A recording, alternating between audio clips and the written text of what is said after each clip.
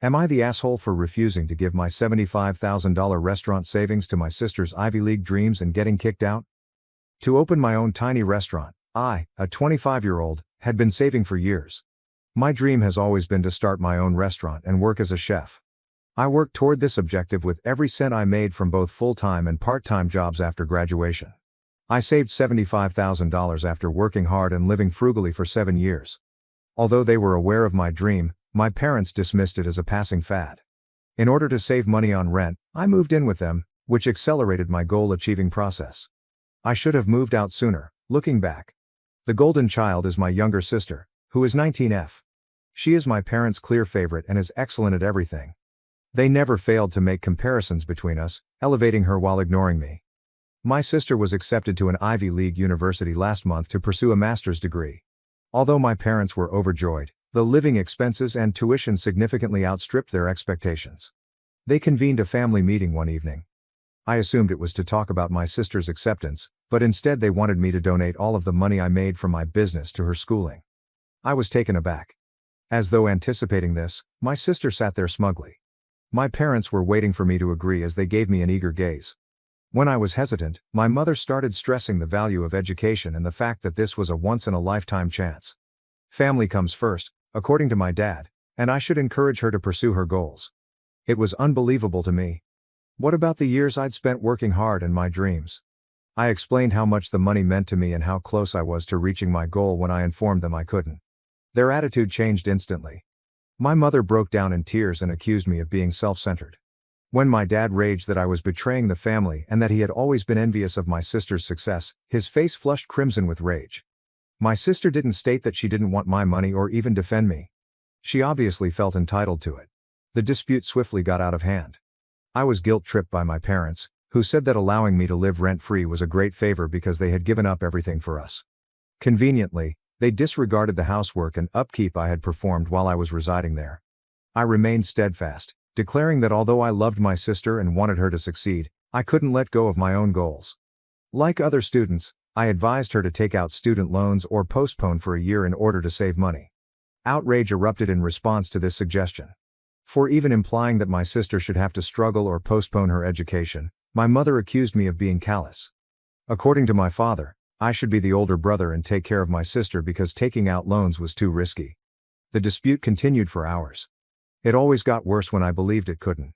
Every error I had ever committed and every flaw my parents saw in me was brought up. They often made negative comparisons between me and my sister. It felt like long-suppressed animosity was being let go. At last, my father threatened to throw me out of the house if I didn't give my sister the money. He offered me a day to choose between packing my things and turning over my funds. I was taken aback. It was unbelievable to me that they would progress thus far. A larger part of me understood that if I gave in now, I would be bitter against them for the rest of my life, but a smaller part of me wanted to give in to maintain harmony and avoid losing my family. Along with my money, I would also have to give up my goals and my sense of self-worth. That night, I tossed and turned, considering my possibilities. I had made up my mind by dawn. I got to work packing. My parents looked surprised when they saw me. I suppose they genuinely thought I would comply with their requests. My mom tried one more time to get me to change my decision while I was packing my car. She warned me that I would always regret this and that I was making the biggest mistake of my life. My dad's expression was a mask of despair and rage as he stared from the window. At last, my sister spoke up, but not to support me.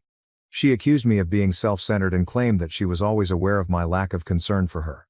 I did care for her in spite of everything, but I couldn't burn myself alive to keep her warm, so her comments hurt more than my parents. I had a range of feelings as I drove away from the house where I grew up, including fear, sadness, and rage, but I also felt relieved. I had the impression that a burden had been removed. I had defended myself against my family's irrational expectations for the first time in my life. The initial days were difficult. While I searched for an apartment, I stayed with a friend. My folks bombarded my phone with messages that alternated between violent outbursts and guilt trips. For my own peace of mind, I banned their phone numbers. When word spread around the extended family, opinions diverged. Some family members backed me up, claiming my parents were being irrational. Others accused me of being ungrateful and self-centered, siding with my parents. It was a complete disaster. I put myself into my restaurant plans after finding a tiny place. It was thrilling and challenging, especially without the network of support I believed I had. I had complete power over my life and my choices for the first time. Months passed. According to rumors, my sister had chosen to postpone entrance for a year in order to work and accumulate savings. I was unhappy that it had come to this, but I also felt somewhat justified.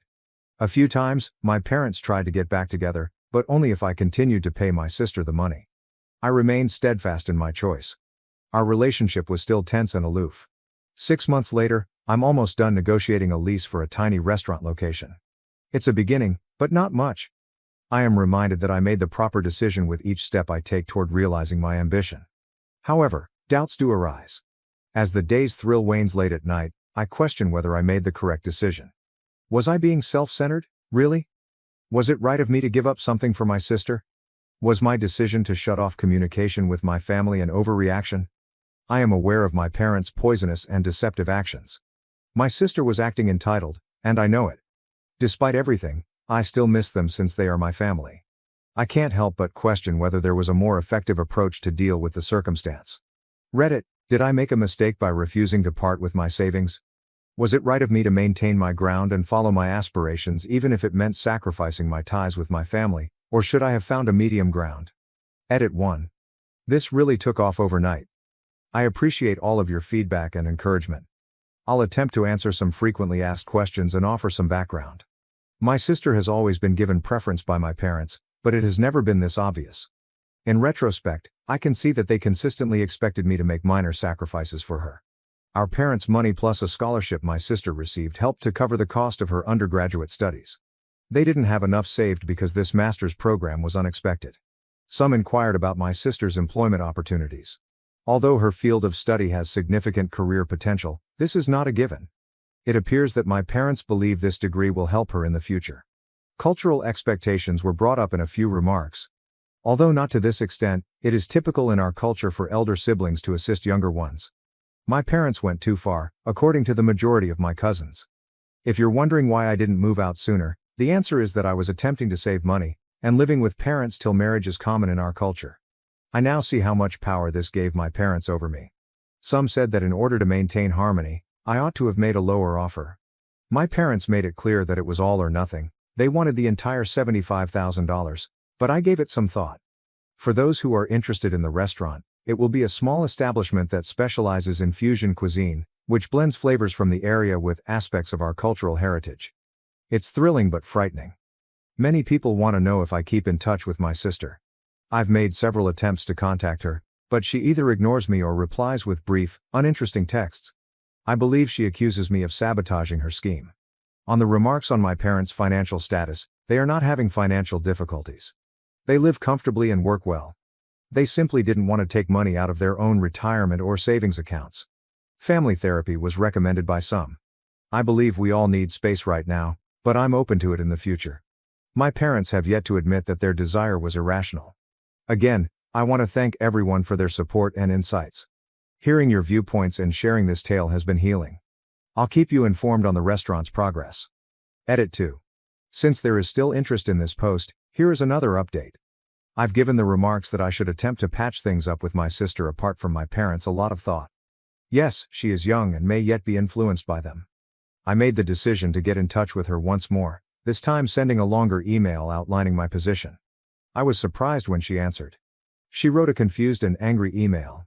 She acknowledged that she was conflicted about how our parents were handling it and wanted the chance I was denying her. She did, however, agree to meet next week to discuss the matter face to face. Regarding the restaurant, everything are moving along nicely. I completed the lease and got the improvements underway. Although it requires a lot of work, my confidence in my choice grows every day. A number of my friends have volunteered, and I am so grateful for their support. Since my last update, my parents have not gotten in touch. According to a cousin, they are informing relatives that I have left them. Even though it hurts, I'm making an effort to concentrate on the good things in my life at the moment. Some of you recommended that I write my parents a thorough letter outlining my thoughts and feelings. After the restaurant opens, I believe I'll do that. I need to put all of my attention into realizing this dream right now. Again, I want to thank you all for your help and guidance. It has been immensely beneficial throughout this challenging period. Update. I wanted to discuss what has transpired since my last post, which was nearly a year ago. Everything has changed, And I'm still getting used to it. The first piece of good news is that my restaurant is now open. It has now been open for around 4 months. It's tiny, like I always intended, and has a welcoming ambiance with a cuisine that blends regional flavors with traditional foods from our culture. Although the initial weeks were quite hectic, things have begun to settle down. Although we haven't made a lot of money yet, we are breaking even and gaining a devoted clientele. I've even been able to hire a dishwasher, a part-time server, and 2 line cooks. Every minute feels worthwhile, even though I've been working non-stop, often 14-hour days. I'm living out my dream right now. My friends and my few remaining family members' support has been crucial. Now for the unexpected turn of events. I heard the bell over the door ring yesterday while I was getting ready for the dinner service. After I announced that we weren't yet open, I heard a voice I recognized say, "I'm not here as a customer." My sister was the one. She appeared more worn out and less put together than I had recalled. We simply stared at one another for a while, unsure of what to say. The stillness was finally broken by her. She said, "I need a job," in a timid and low voice. "I was wondering if you had any openings." I was taken aback. The last thing I anticipated was this. For the first time in months, we had a conversation when I encouraged her to sit down. As it happened, her life had not gone as planned. Finding a job in her profession proved more difficult than she had expected, especially without the master's degree she had been banking on. She had postponed her enrollment to the Ivy League institution, hoping to work for a year and save money. She informed me that our parents were still upset with me. They accused me of sabotaging her opportunity to receive a prestigious degree. To pay for her education, they had been pressuring her to acquire a well-paying job, but she was starting to feel the effects of the strain. Unable to cope with their continual disappointment, she had left their home a month ago. I could see how much she had changed as she spoke. The haughtiness had vanished, and in its place came a humility I had never witnessed in her. She expressed regret for not defending me that day and acknowledged that she had been mistaken to feel entitled to my money. To be honest, I was a little depressed. We were sad about the time we had lost. I was saddened by the way our family had disintegrated. I promised to give the job some thought and get back to her. I'm conflicted now. On the one hand, her previous behavior still hurts me, and I'm concerned that hiring her could cause new issues or reopen old ones. However, she is requesting assistance, and she is my sister. For the hectic weekend shifts, I could also use an additional server. I have not yet made up my mind. I can't help but think what my parents would say if they found out she had turned to me for support. I question whether this is an opportunity to begin mending our relationship or if it's a recipe for catastrophe. So, Reddit, I'm in need of your counsel once more. Do I need to hire my sister? After everything that has transpired, is it prudent to combine family and business? Should I advise her to search elsewhere instead? I never imagined myself in this situation, deciding on my sister's destiny. I suppose life has a way of taking you by surprise. Any opinions or suggestions would be greatly valued.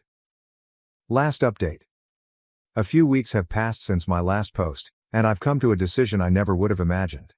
I've made the decision to assist in paying for my sister's schooling after giving it some serious thought and having several lengthy discussions with her. I understand that considering all that has transpired thus far, this may come as a surprise, but listen to me. We began communicating more frequently after my sister arrived and asked for a job. I knew it would be very difficult to combine family and business at this time, so I didn't hire her at the restaurant. However, I saw from our chats how much she had developed and evolved over the previous 12 months. She acknowledged that she had been entitled and self-centered during the family argument and expressed regret for her actions. She informed me that the previous year had served as a wake-up call for her. Her struggle to make ends meet while working minimum wage jobs had changed her outlook on the importance of hard effort and money. Her statement that she now realized why my restaurant idea meant so much to me was what truly got to me. She had never before respected the amount of labor I had put into making it a reality. I also discovered that our parents continued to put pressure on her to pay for her education, making her feel inadequate for not being able to do it on her own. It brought back memories of the years I spent feeling below their standards. I gave it a lot of thinking before deciding. I assured her that I would cover half of her next year's tuition. Although it's not the entire sum my parents had previously requested, it's still a sizable donation that would enable her to begin her master's program without being deeply indebted. What made me choose to do this? I didn't do it because I felt guilty or obligated to. It's because I witnessed my sister's real transformation. I noticed someone who was making an effort to improve herself after learning some difficult lessons. In the end, I came to the realization that I did want to assist her, if I could, not at the expense of my own goals, but in a way that seemed right to me. I can now afford this without putting my restaurant's operations at risk because it is doing well enough. Being able to assist on my own terms is a pleasant feeling. When I told my sister, she became quite emotional. She sobbed and gave me a hug, saying she would work part-time to pay for her living expenses and that she would reimburse me eventually. I advised her to take full advantage of this chance as the greatest way to repay me. Our parents haven't been informed yet.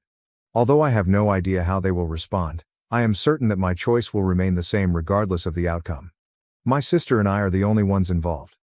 I'm content with this decision. It feels right, even if it's not what I expected. Life occasionally offers you the opportunity to change how your narrative ends. I own this. My mother-in-law locked me in a bathroom during labor to stop me from stealing the spotlight at her daughter's wedding. I woke up in the hospital later. 2 weeks ago, my husband Richard, Rick M30, and I, F29, welcomed a daughter into the world. We are certainly thrilled to have our first child. Our lives have been extremely hectic as we get used to being parents. We're doing our best, but it's a difficult shift for us both.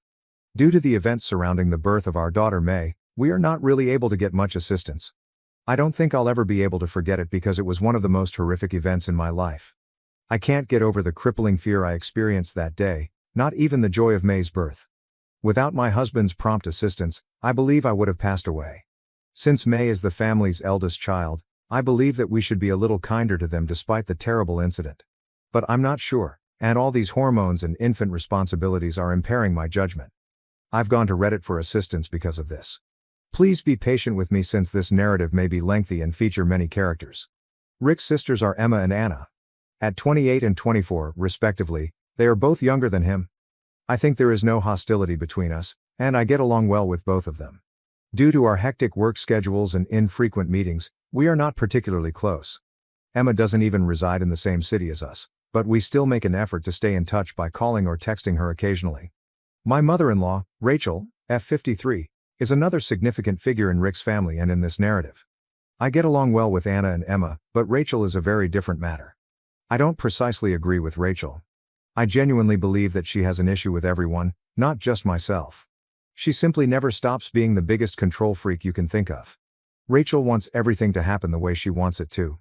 Since she was the one who reared her children after their father abandoned them, all three of them generally respect her desires. They make an effort to simplify their own lives. She does, however, react if someone tries to desire something different from what she desires.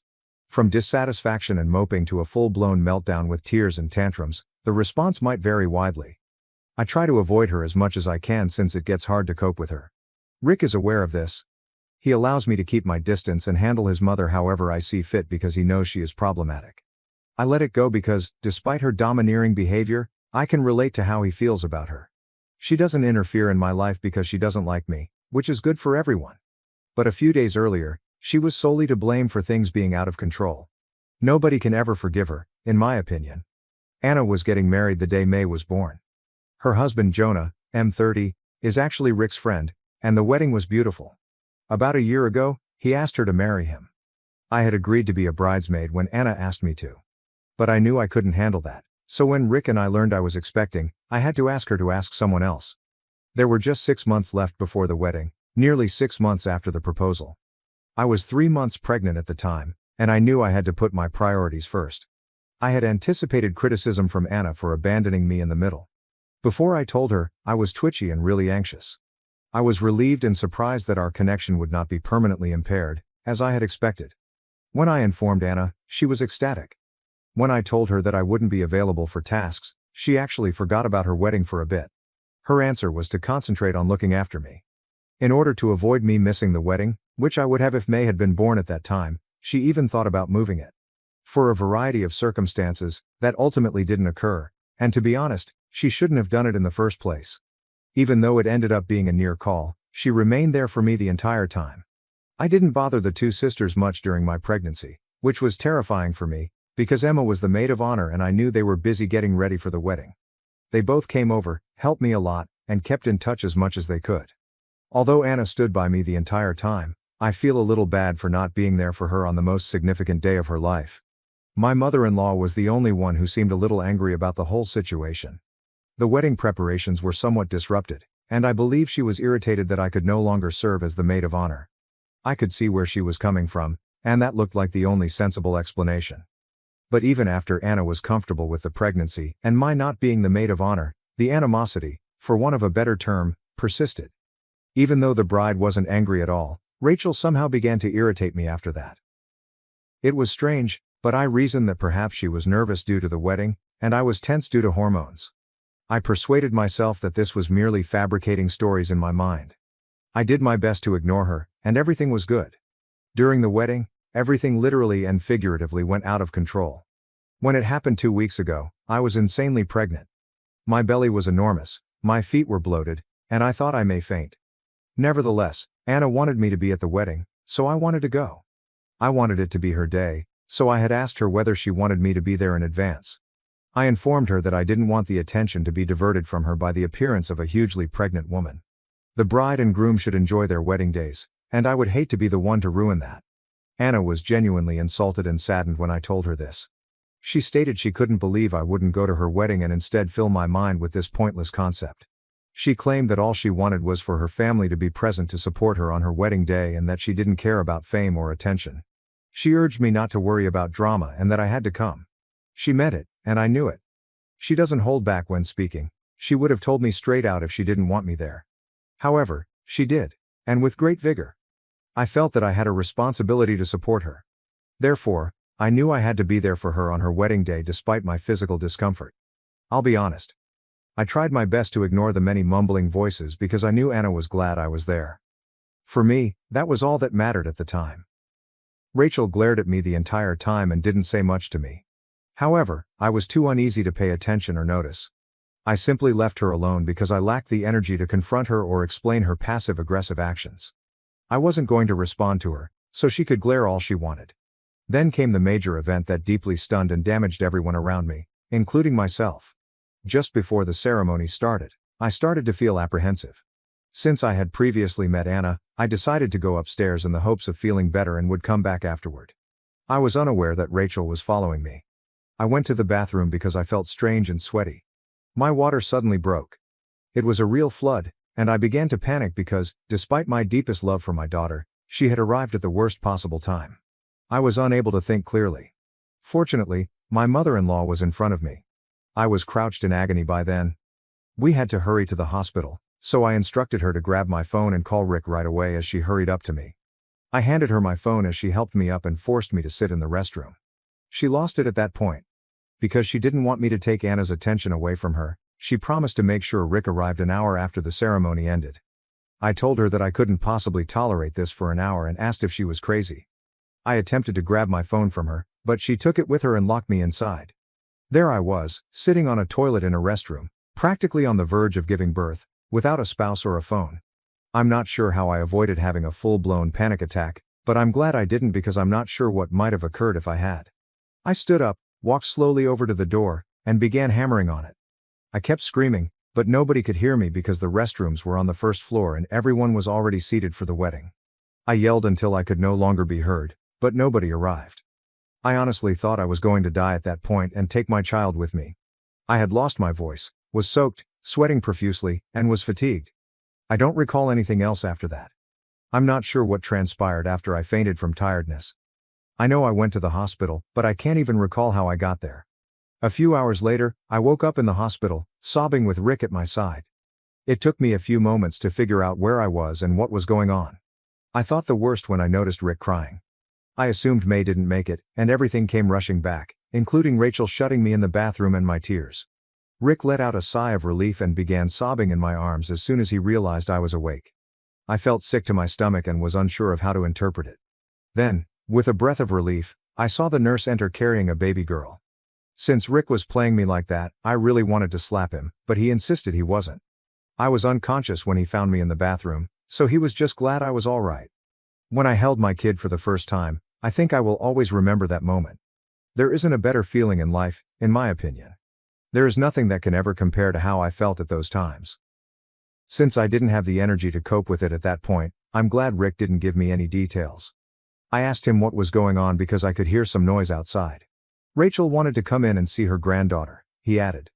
I explained everything that had transpired to him. I explained to him what she had done and how she had needlessly put our daughter in risk.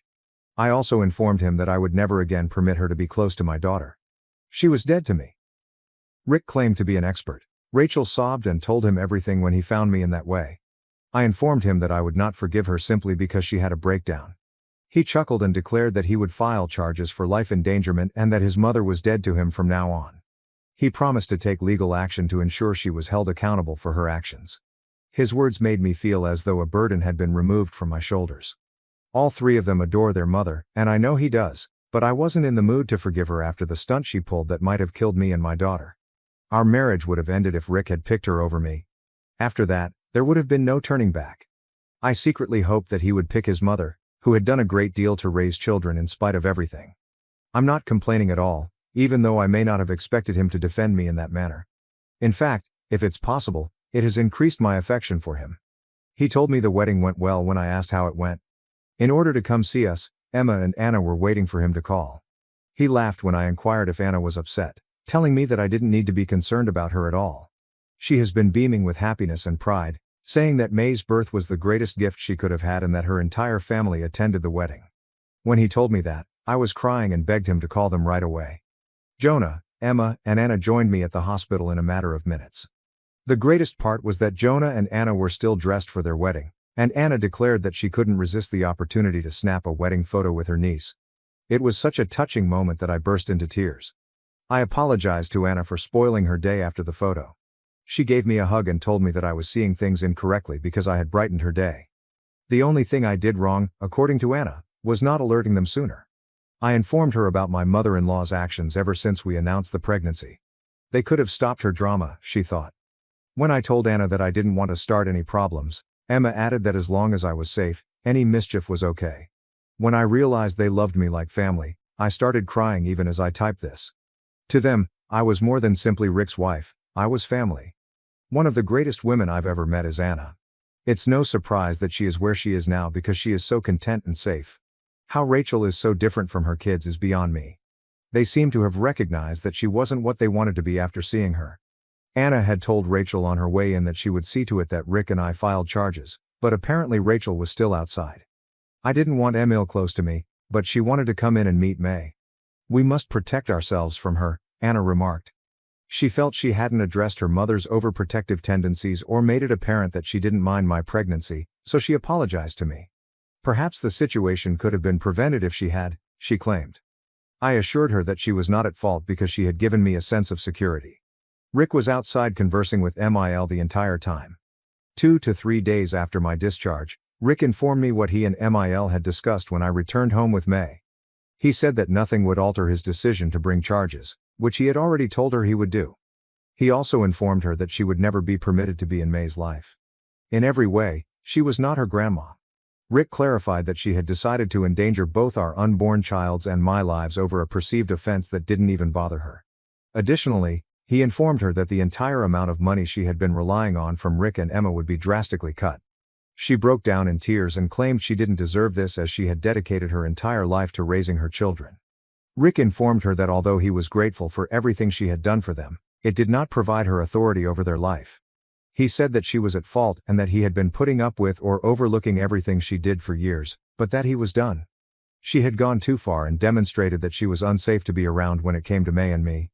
Her reasoning didn't hold water, especially since Anna and I never had an issue together.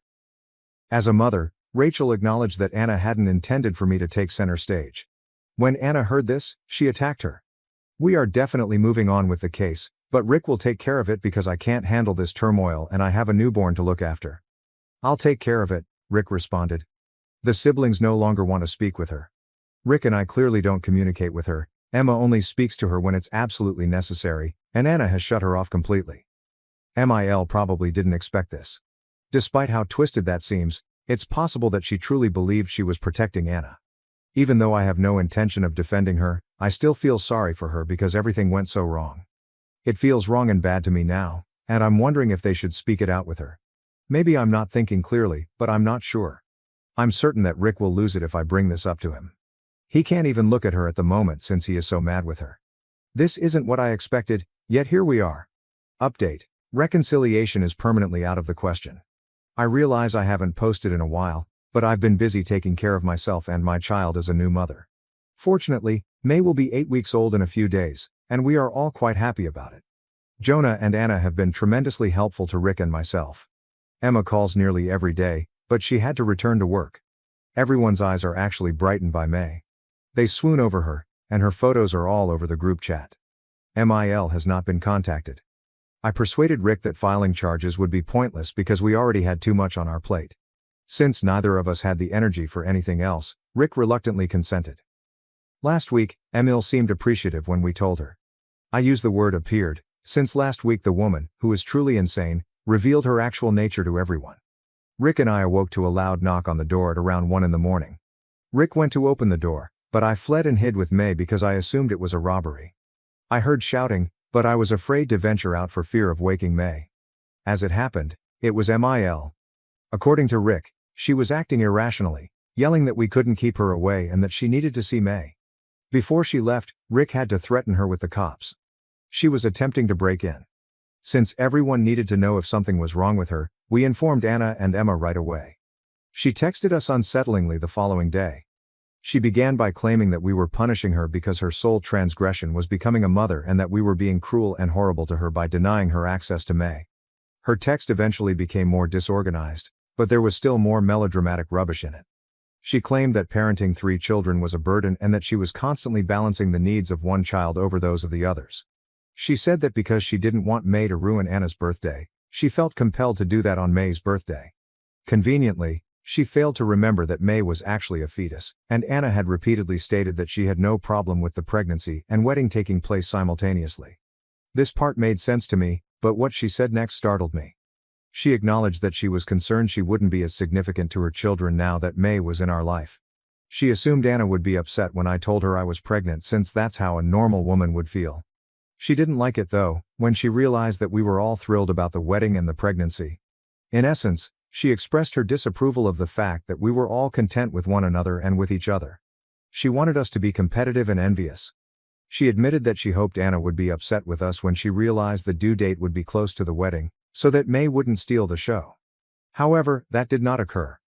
May was the only topic of conversation. She claimed that the fact that an unborn child had replaced her as the siblings' unifying element made her feel degraded. She kept sending texts like this, and when I requested Rick to block her, she was still typing. I informed him that she was dangerous for May and us all since she was insane. Since seeing those messages, I've been suffering from a persistent headache.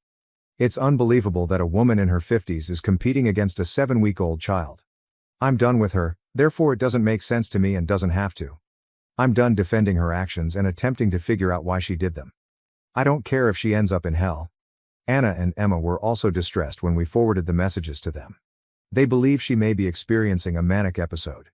Emma promised to fly down and get MIL examined in a facility. Although I think it's an excellent idea, I will not be getting involved. I no longer want to interact with her because of her insane behavior. Second update. A restraining order has been issued against MIL. We're exercising caution, but she hasn't tried anything else. Emma consulted with a doctor and a psychologist and had her tested. Physically, everything is good with MIL. Her diagnosis was limited to generalized anxiety disorder. The doctors advised Emma to take her to treatment, stating that there was no underlying medical cause for her behavior. Since then, Emma has not gotten in touch. She stated that she was ready to assist if something went wrong, but she can no longer put up with MIL's hatred. I completely understand and agree with that. If she had a mental illness, I might have sympathized with her and supported her, but now that it has been ruled out, we can be certain that this is who she is. With such, there is no reconciliation. We received the restraining order for this reason. Her safety is the top priority for Rick, May, and myself, and Mill has shown herself to be unsafe twice. Furthermore, she harbors animosity for May in particular, so we need to be even more cautious that they avoid each other. I hope I never have anything else to say about this entire experience, and I believe this will be my final update. The family has been through a lot, and I'm simply thankful that we're all safe. My parents gave me some money and kicked me out after my sister was born. 17 years later, they want my help. I am 35 years old and employed as a software developer at a large West Coast tech company. I finally established a secure existence for myself after working in the field for almost 10 years, complete with a respectable salary, a cozy apartment, and even some future investments. I undoubtedly appear to be living the American dream from the outside. However, something that happened recently has been making me face my history, and I'm finding it difficult to deal with. After 17 years of total quiet, my parents, 60 million and 58 million, reached out to me and asked for my assistance with my sister, 13 million. You must be aware of our past in order to comprehend the significance of this. My parents never wanted me as a youngster. Before I was born, they had been trying for a daughter for years, and they were openly disappointed to have me instead. As a child, I frequently heard parents call me the spare, or a remnant in conversations with friends or family. We weren't impoverished because my dad was a real estate agent and my mom taught high school, but they always pretended that my presence was depleting their finances. I can still clearly recall family get-togethers where family members would try to persuade my parents to be thankful for their healthy son. I learned to keep quiet during these conversations, but my parents would still say things like, "Unless it's a girl, we don't really have a child yet." My aunt would say things like, "At least he's smart and well-behaved," or, "Many couples can't have children at all." Their remarks still had a profound impact, especially during family gatherings or holidays. I began to develop a strong interest in computers and programming in middle school. Using whatever resources I could find online, I would spend hours training myself to code in the school computer lab. After noticing my enthusiasm, my computer science teacher began to mentor me and even allowed me to stay after school to work on projects. However, my parents would either nod absently or shift the conversation to their ongoing efforts to have another child whenever I tried to discuss my accomplishments with them. When I was 15, everything changed. My sister was my parents' miracle child, finally born after years of trying. It was like a switch flipping in our home when she was born. There was love, excitement, and celebration all at once, but none of it was aimed at me. They gave her everything, including their time, money, love, and attention. Although I recognized that she was their top priority, the disparity in their treatment of us was unpleasant and striking. I can still clearly recall my junior year victory in a state-level programming competition. A minor college scholarship was part of the award. My parents were so enamored with my sister's block stacking that they hardly looked up when I brought the trophy and certificate home. However, her accomplishment of stacking 3 blocks on top of one another was worthy of a cake and photo celebration with the family. I pushed myself into my academics and coding at school because I knew that education was the key to my freedom. I began working as a freelance web developer on the side, keeping the money I made hidden because I thought I might need it in the future. That intuition was correct. In retrospect, I believe my parents had been preparing this for some time since, rather than throwing a party for my 18th birthday, they sat me down for what they called an important discussion. They clarified that my sister's playroom and learning area required my room. They had already made the decision that I would go right away. They completely shut me down when I attempted to explain that I needed time to find a place and save money. They said I'd had time to get ready and should be able to handle things myself. My father gave me a $500 envelope containing what he referred to as startup money, and gave me until the weekend to depart. It happened on a Tuesday. I stuffed my laptop, some clothes, and the about $3,000 I had surreptitiously collected from my freelancing business into my old high school backpack and a few trash bags. As I packed, my sister, who was only 3 years old at the time, watched from the doorway, unable to comprehend what was going on. The initial years were harsh. While being cautious not to overstay my welcome anywhere, I couch-surfed between friends' homes. I worked a variety of jobs, including day labor at construction sites, nighttime shifts at 7-Eleven, and freelance coding whenever I could find customers. In between employment, I would spend the day sleeping at public libraries, utilizing their computers to learn new programming languages and search for better prospects. I survived on whatever was on offer at the dollar store and ramen noodles. I sometimes went to bed hungry because I wasn't sure if I would have enough money for my next meal. The worst time of year was in the winter, when I occasionally had to decide between having enough food to eat and paying for a warm place to sleep. I made an effort to stay in touch with my parents during those formative years in spite of everything. I would periodically give them a call in the hopes of seeing even the slightest indication that they were concerned about my welfare. However, they were obviously waiting for the conversation to end, and each exchange was brief and awkward. They never inquired about my needs or how I was doing. They just remarked, "That's nice," and shifted the conversation to my sister's preschool accomplishments when I told that I was enrolled in community college courses while working. I quit trying after being the only one who reached out for 2 years. Even after I taught myself full-stack coding, they never gave me a call to see how I was doing or left a message on my birthday or on holidays. I recall being so desperate to let them know that I had arrived, but their phone had already been cut off. I learned so much about survival and independence in those first several years after being expelled. I continued to code while working several jobs. I would use my phone to study programming documentation during my breaks at the convenience shop. I would work on minor freelance assignments at the public library in between building site shifts. With free Wi-Fi, air conditioning, and, most importantly, computers where I could practice coding, the library turned into my haven. When a small firm decided to hire me as a junior developer, I finally got my break. My freelance work portfolio and my contributions to open source projects impressed them. Although the pay wasn't high by IT standards, it changed my life. I was able to buy a little studio apartment for the first time and was no longer concerned about where I would sleep every night. I pushed myself into the task, working 70-hour weeks and learning as much as I could about cloud computing, database administration, and system architecture. Like a sponge, I took it all in. After my coworkers saw how committed I was, I quickly took charge of modest initiatives.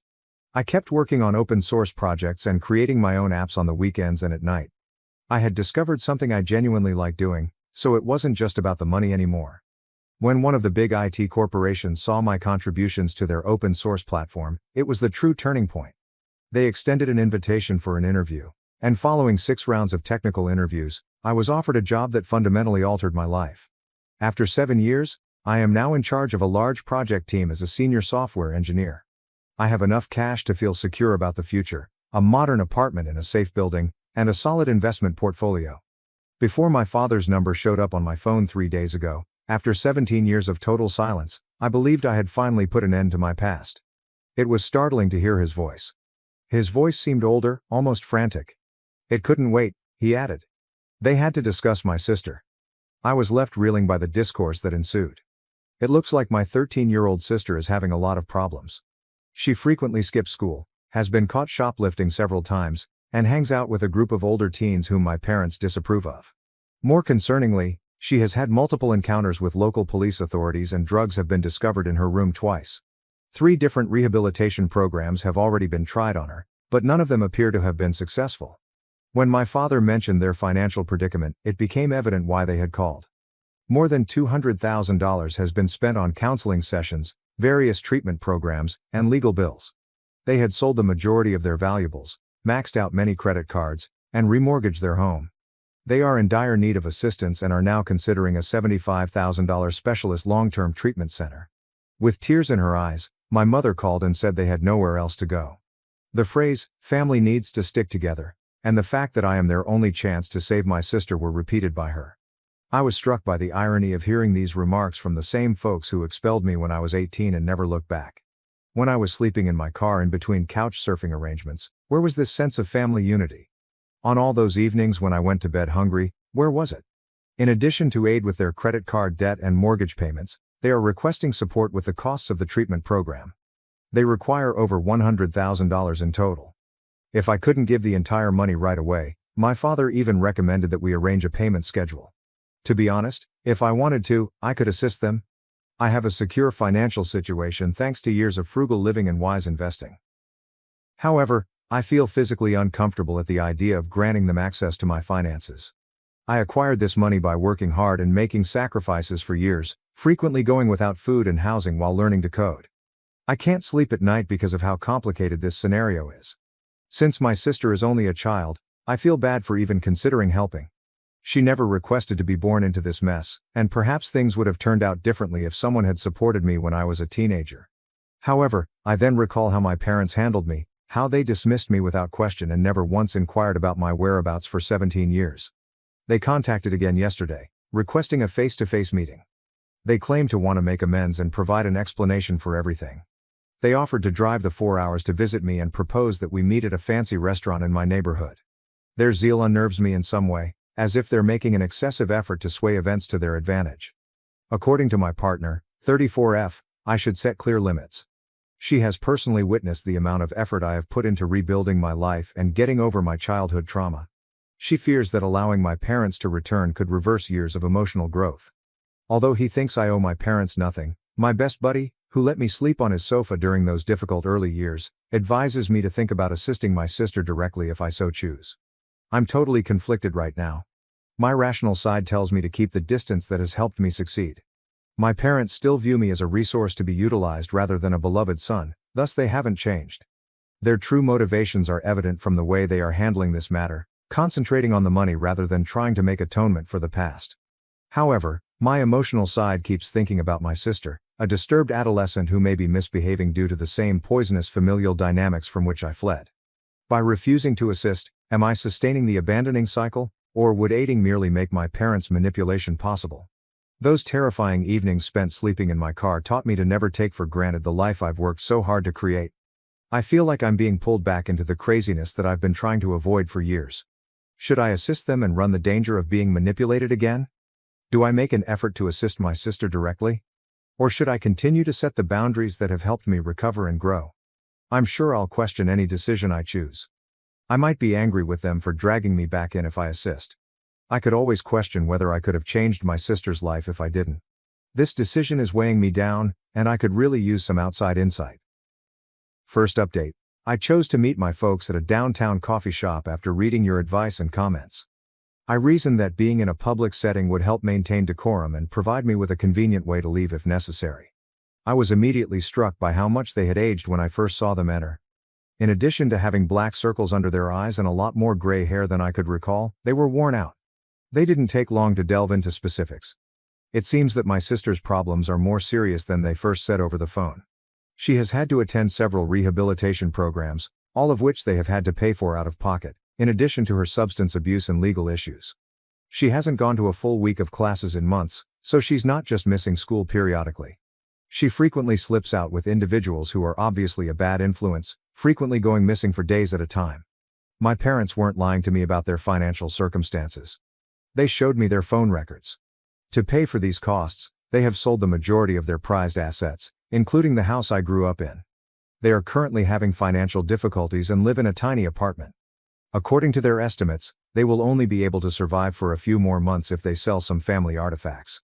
I felt uneasy because of this underlying expectation that pervaded our talk. My duty as their son, to assist them, was one of the family obligations they constantly bringing up. They seem to assume that just because we are related, I would step up regardless of what they had done in the past. It was evident from the way they spoke that they hadn't really acknowledged their previous treatment or truly digested how they had wronged me. I could feel all of my previous hatred and rage rising as they continued. None of this was their fault, in their opinion. They dismissed my expulsion at the age of 18, claiming it was just parenting, and that they had acted in the best interests of the family, at the time. They behaved as though their treatment of me was entirely appropriate. They now expected me to overlook everything and intervene to solve their issues. I came to see that they were seeking a solution, not understanding or forgiveness. And my money was that solution to them. I was their final option because they needed someone to shoulder the financial load of all the choices they had made over the years. I listened to what they had to say before firmly telling them that I was unable to assist them. I clarified that when they abandoned me, I had put a lot of effort into starting a life on my own and that I was no longer in a position to help them, either morally or emotionally. I was clear that I didn't feel obligated to get them out of a situation that they had established for themselves. My refusal was not well received by them at all. Their tone altered entirely, and their expressions hardened. They accused me of being callous for not assisting my sister, branded me selfish, and claimed that I was leaving my family. Their eyes were filled with disappointment and rage, which I could see. It reminded me of my early years. Nothing had changed. They continued attempting to use guilt to make me feel as though I owed them money. I was more conflicted as I left that meeting than when I arrived. I feel somewhat relieved that I defended myself and established boundaries. However, another part of me feels bad, as if I'm abandoning them when they're at their lowest. It's difficult to describe, but it seems weird to leave them in this way even if I know they profoundly wounded me. I can't stop thinking about my sister, whom I don't even know, and their predicament. Although I'm sorry for her, I don't think I can help her. It hurts to know that even after all these years, my parents still only regard me as a tool to solve their problems rather than as a unique person with a life and challenges of my own. It's difficult for me to let go of the guilt. Is it wrong of me to persist with my choice? Should I have looked for a compromise? I can't stop reliving the encounter in my head, questioning whether I made the proper decision. Second update. Since my last post, which was only a week ago, things have gotten even more bizarre. Only a few hours earlier, I got a call from an unfamiliar number. I heard my sister's voice for the first time when I responded. I was completely unprepared for this. I only have hazy memories of her from when she was a newborn, just before I moved out.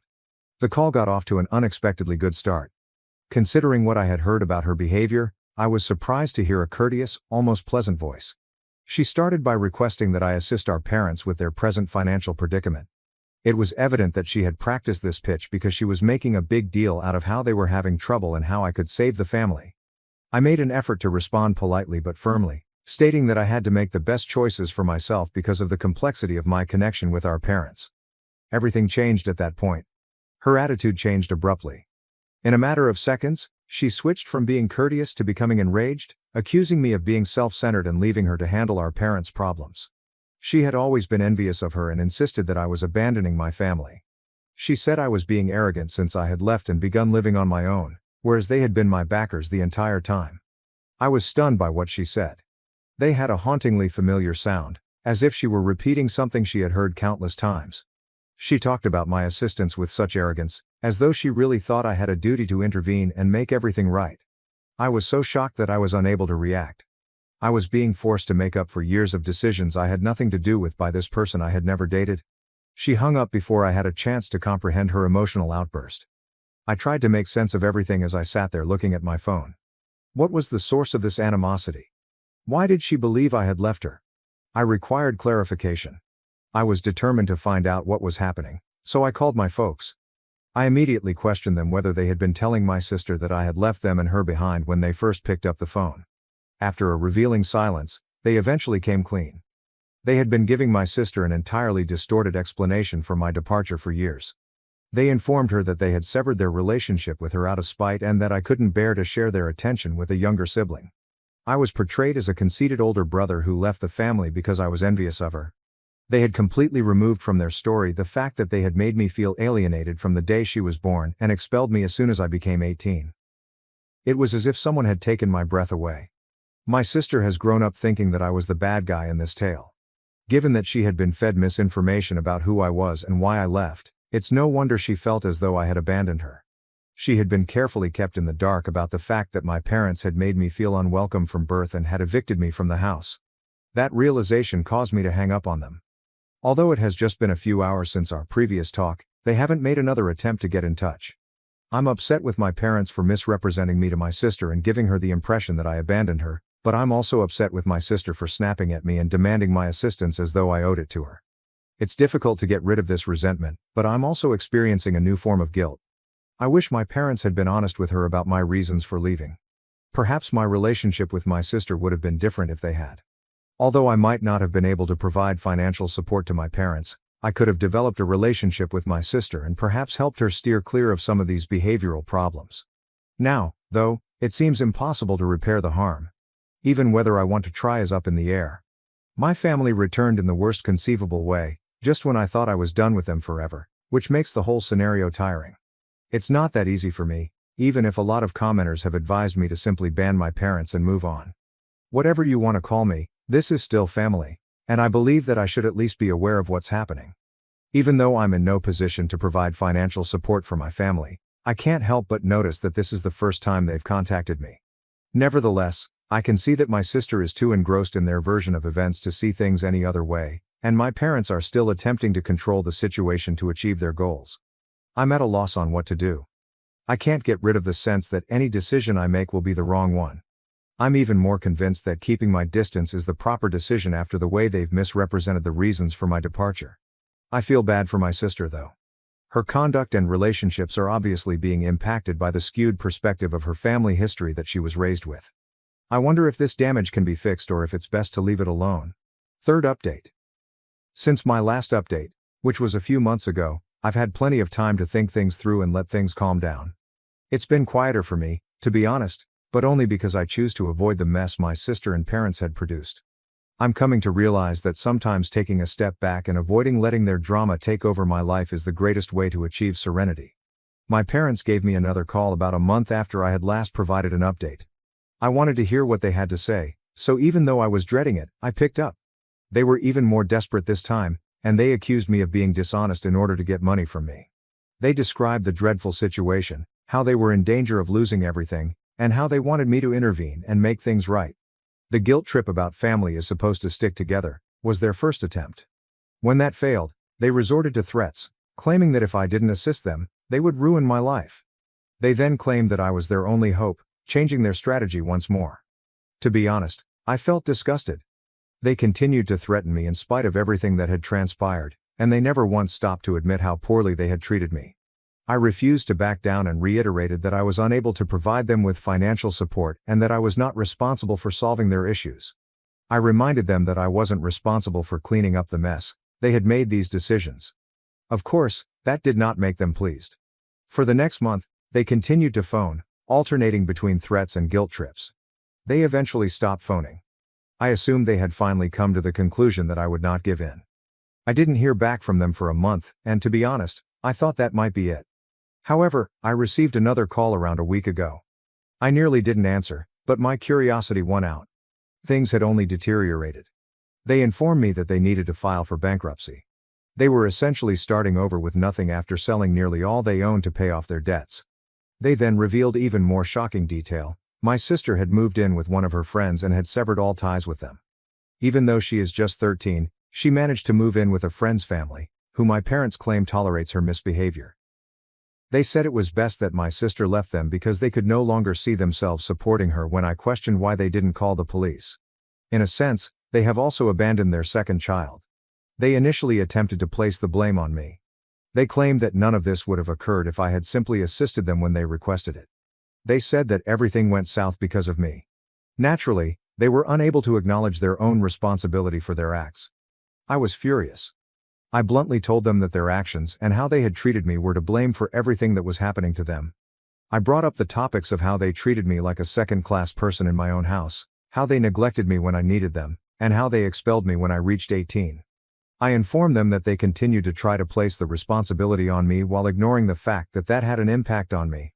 At that point, they began to retreat and eventually ceased making excuses. They expressed regret for everything they had done to me and offered an apology. They expressed to me their wish that they had acted differently. They seemed to be saying everything that needed to be said, but it was too late. In addition to the fact that they had ruined my sister's and my own lives, I couldn't simply ignore how they had treated me for years. They were now suffering the repercussions of their decision to push me away. I must admit that I felt sorry for them, but I also realized that I couldn't risk the life I had created for myself in an attempt to mend what was already damaged. I informed them that I needed to keep my distance and that I was unable to assist. Despite their displeasure, I stood by my choice. I was still upset with them for what they had done to me after I hung up. However, I felt sorry for them at the same time. It's too late now, but I wish they had taken the time to realize what they were doing incorrectly when they had the chance. I've come to terms with the fact that I can't save them, and I'm learning to accept that. I have no idea what the future holds for my sister or them. I just know that I won't let their errors disturb my tranquility. They can't drag me back into their mess. I've come too far. I have much more important things to worry about right now, but maybe in the future I'll try to get in touch with my sister once more to see if I can assist her get back on track. All I can do is hope she takes this lesson to heart and makes wiser decisions than our parents did. That's about it for me, then. I won't be checking in on my family for a very long time. Even though I'm aware that this isn't the best conclusion, I've come to terms with it. I sincerely appreciate all of your guidance and encouragement over this trip. It has enabled me to remain steadfast in my choices. My parents publicly humiliated me at my golden sister's party. I cut ties, rebuilt myself, and exposed the truth about their toxic legacy. My sister, Maya, 47F, has always cast a shadow over me, 42F. We were brought up in a wealthy Boston suburb by parents, both in their late 70s, who were very focused on success and social standing. Even though we were both intellectually gifted, Maya was always presented as our family's jewel while I was only an afterthought. This dynamic was evident from my very first recollections. Our parents would have lavish celebrations for Maya's birthdays, inviting the kids from the wealthiest families in their neighborhood. In contrast, my birthdays were frequently overlooked or commemorated with a hurried card explaining that we already spent too much on Maya's party this year. This trend persisted throughout our schooling. Our parents hosted an all-night celebration when Maya was accepted to a prestigious private high school. They simply remarked, "At least we won't have to pay for this one," when I was awarded a merit scholarship to an equally renowned institution 2 years later. Every accomplishment I made was compared to Maya's and found wanting. The difference was much more noticeable while we were in college. Our parents covered all of Maya's living expenses and tuition at Yale Law School, as well as a nice apartment. Regarding my schooling, They advised me to take out loans or pursue a less costly job route because they had already committed their resources to Maya's law school fund. In spite of this, I obtained scholarships, worked several jobs, and earned an honors degree in computer science. When we started our careers, Maya took the route our parents had carefully mapped out for her, joining a prominent legal practice and moving up the corporate ladder as predicted. In the computer sector, I forged my own route by relying more on talent and perseverance than on family ties to launch my career. Family get-togethers were usually fraught with tension. Maya was referred to as our successful daughter by our parents, who would treat me as though I didn't exist. Our mother would hastily shift the topic or make disparaging remarks such, "Oh, she does something with computers?" when family members inquired about my line of work. I was able to establish a decent job in spite of the ongoing, subtle, but persistent emotional assault. I managed a team of engineers and had a comfortable six-figure salary as a middle management at a burgeoning software business by the time I was in my early 40s. However, this was nothing compared to Maya's accomplishments as a lawyer in our parents' eyes. It all came to a climax during Maya's promotion party 3 years ago. Our parents kept reminding everyone that she was the youngest person ever to be appointed a senior partner at her firm. More than 200 members of Boston's affluent social circles were invited to the grand ballroom of the Fairmont Copley Plaza, which they had rented out. The intricate floral arrangements, the champagne towers, and the string quartet playing in the corner are just a few of the agonizing details I can still clearly recall from that night. In order to celebrate the accomplishment of their golden kid, our parents had gone all out.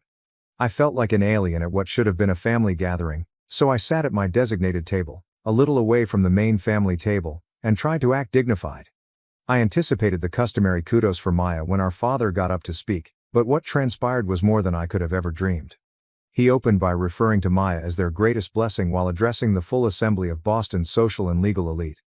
I had long recognized that she was their golden child, so that part wasn't shocking. The room burst in amusement as he went on to joke that they should have stopped having children after Maya since the second ones are usually useless anyway. He said that they could have spent all of their time and money on Maya rather than wasting them on me. My mother said, "At least we had one child we could be proud of," as she stood next to him, grinning and nodding. Their words weren't even the worst part. It was observing the reactions of those in my immediate vicinity, who seemed to find my public humiliation amusing. I frantically glanced at Maya in the hopes that she would speak up or else demonstrate her sisterly support. However, she merely shot me a pitying look before joining in the uncomfortable giggles. "They're just joking," Maya remarked simply when I questioned her later in the hotel's powder room. "Perhaps they would be proud of you too if you put in as much effort as I did." Those remarks, given with such casual harshness, were the last straw. My relationship with my family ended that evening. I had put up with being the inferior daughter for years, but this public admission of my inadequacy was too much. I immediately removed them from all of my social media accounts, blocked their phone numbers, and erased their email addresses as soon as I came home. I got a job at another software business across town in less than a week, and I immediately started a new life. I gave my job and personal development all of my attention for the ensuing 3 years. I developed a solid team, received numerous promotions, and even began coaching more junior female IT workers. For the first time in my life, I felt genuinely valued for my abilities, and my new coworkers recognized my leadership style and skill set. My parents were worried about my absence from family events, I was told by distant relatives, but their worry was never followed by an apology. Telling everyone that I was being oversensitive and dramatic, Maya seemed to defend their actions. She even implied that my emotional instability was evidence that our parents had been correct about me all along. Life continued, and my independence brought me serenity. I traveled widely, purchased a stunning brownstone in Back Bay, and formed sincere friendships with individuals who valued me for who I am. I found a sense of self-worth that was unrelated to comparisons to my sister, and the burden of continuously attempting to earn my parents' love subsided. My parents sent me several urgent texts yesterday after I hadn't heard from them in 3 years. The first few arrived via email, followed by voicemails on my work phone and, lastly, text messages from unfamiliar numbers. I felt something bad must have happened because they hadn't made an attempt to get in touch with me in months. I called them back after unblocking their number against my better judgment, my pulse pounding as I braced myself for any news they could have. Must I tell them what they told me? Their predicament is almost poetically ironic, and I'm thinking of a plan of action that might eventually let them see the repercussions of their actions. However, I want to be sure that my judgment isn't influenced by past traumas.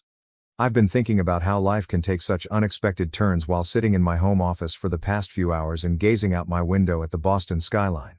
For me, the last 3 years have been life-changing. My team now looks up to me instead of me being the constant letdown. I played a key role in helping us land a significant deal that recently made our business famous.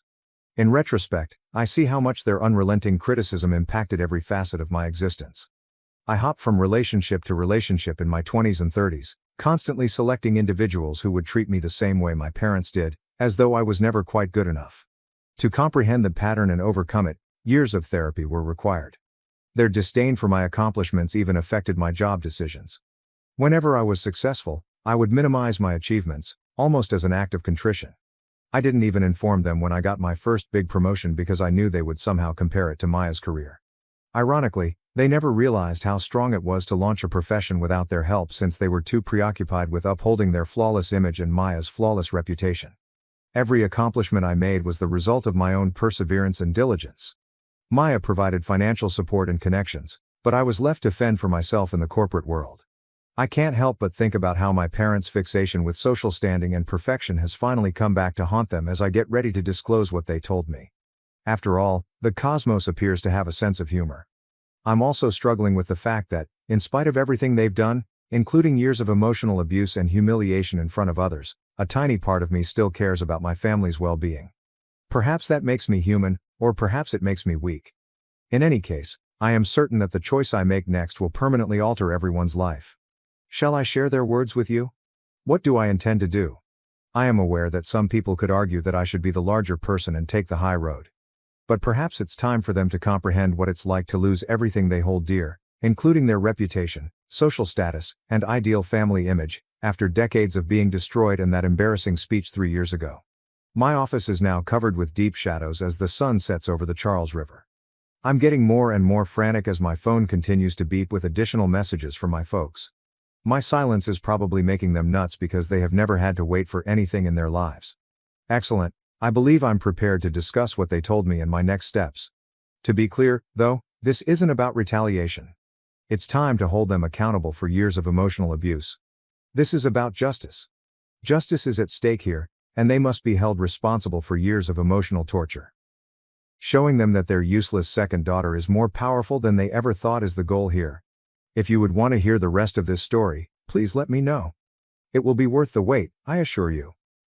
First update. I spent the next few hours assembling the startling facts of Maya's predicament following that initial phone conversation with my parents. Not only was what they disclosed shocking, but it also completely destroyed the flawless image they had worked so hard to create over the years.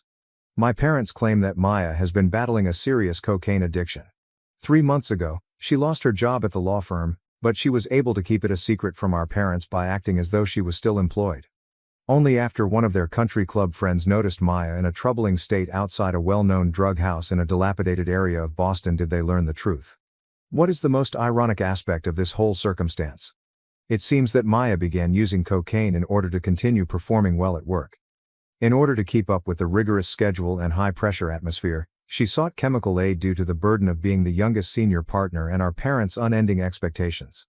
I could hear the shame seeping out of my mother's voice as she tearfully described how Maya had spent all of her money and their retirement fund to fuel her habit. What really surprised me, though, was that their reputation, rather than Maya's health or recuperation, remained their top priority. As if someone would overhear our phone talk, my mother muttered, "We can't let anyone at the club know about this.